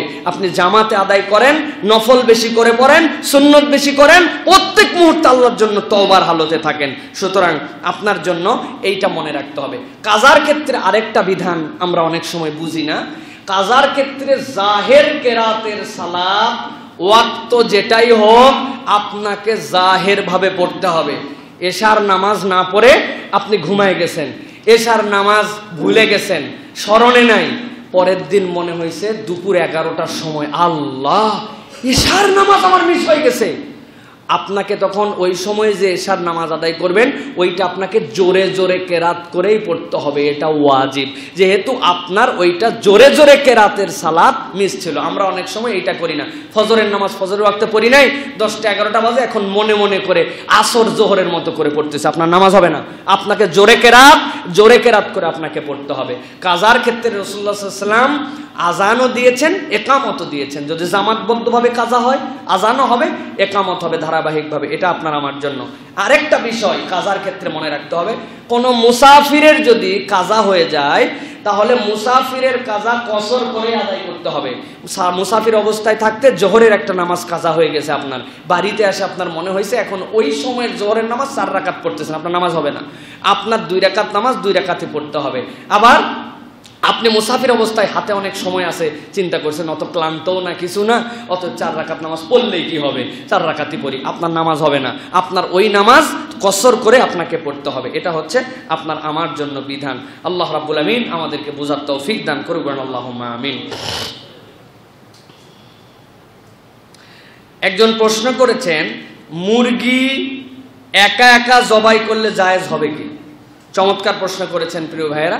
অনেক সময় এরকম পরিবেশ পরিস্থিতি হয়, আমাদের দেশের কালচারে আমরা মুরগি একজন ধরলো, এরপরে বিসমিল্লাহ আল্লাহু আকবার বলে, ভাই হজে গেলে টের পাবেন মুরগি তো মুরগি, ছাগল গরু উট পর্যন্ত একাই কুরবানি হয়, কোনো হেল্পারই নাই। আস্তে করে ফেললো, পায়ের নিচে নিল, কাল্লাটা বেঁকা, ছোট্ট একটা ছুরি দিয়ে চাপ দিল, ওখানে কোনো হেল্পার নাই। অতএব মুরগি কেন, গরু ছাগল দুনিয়ার সব কিছুই একা একা জবাই করলে হবে।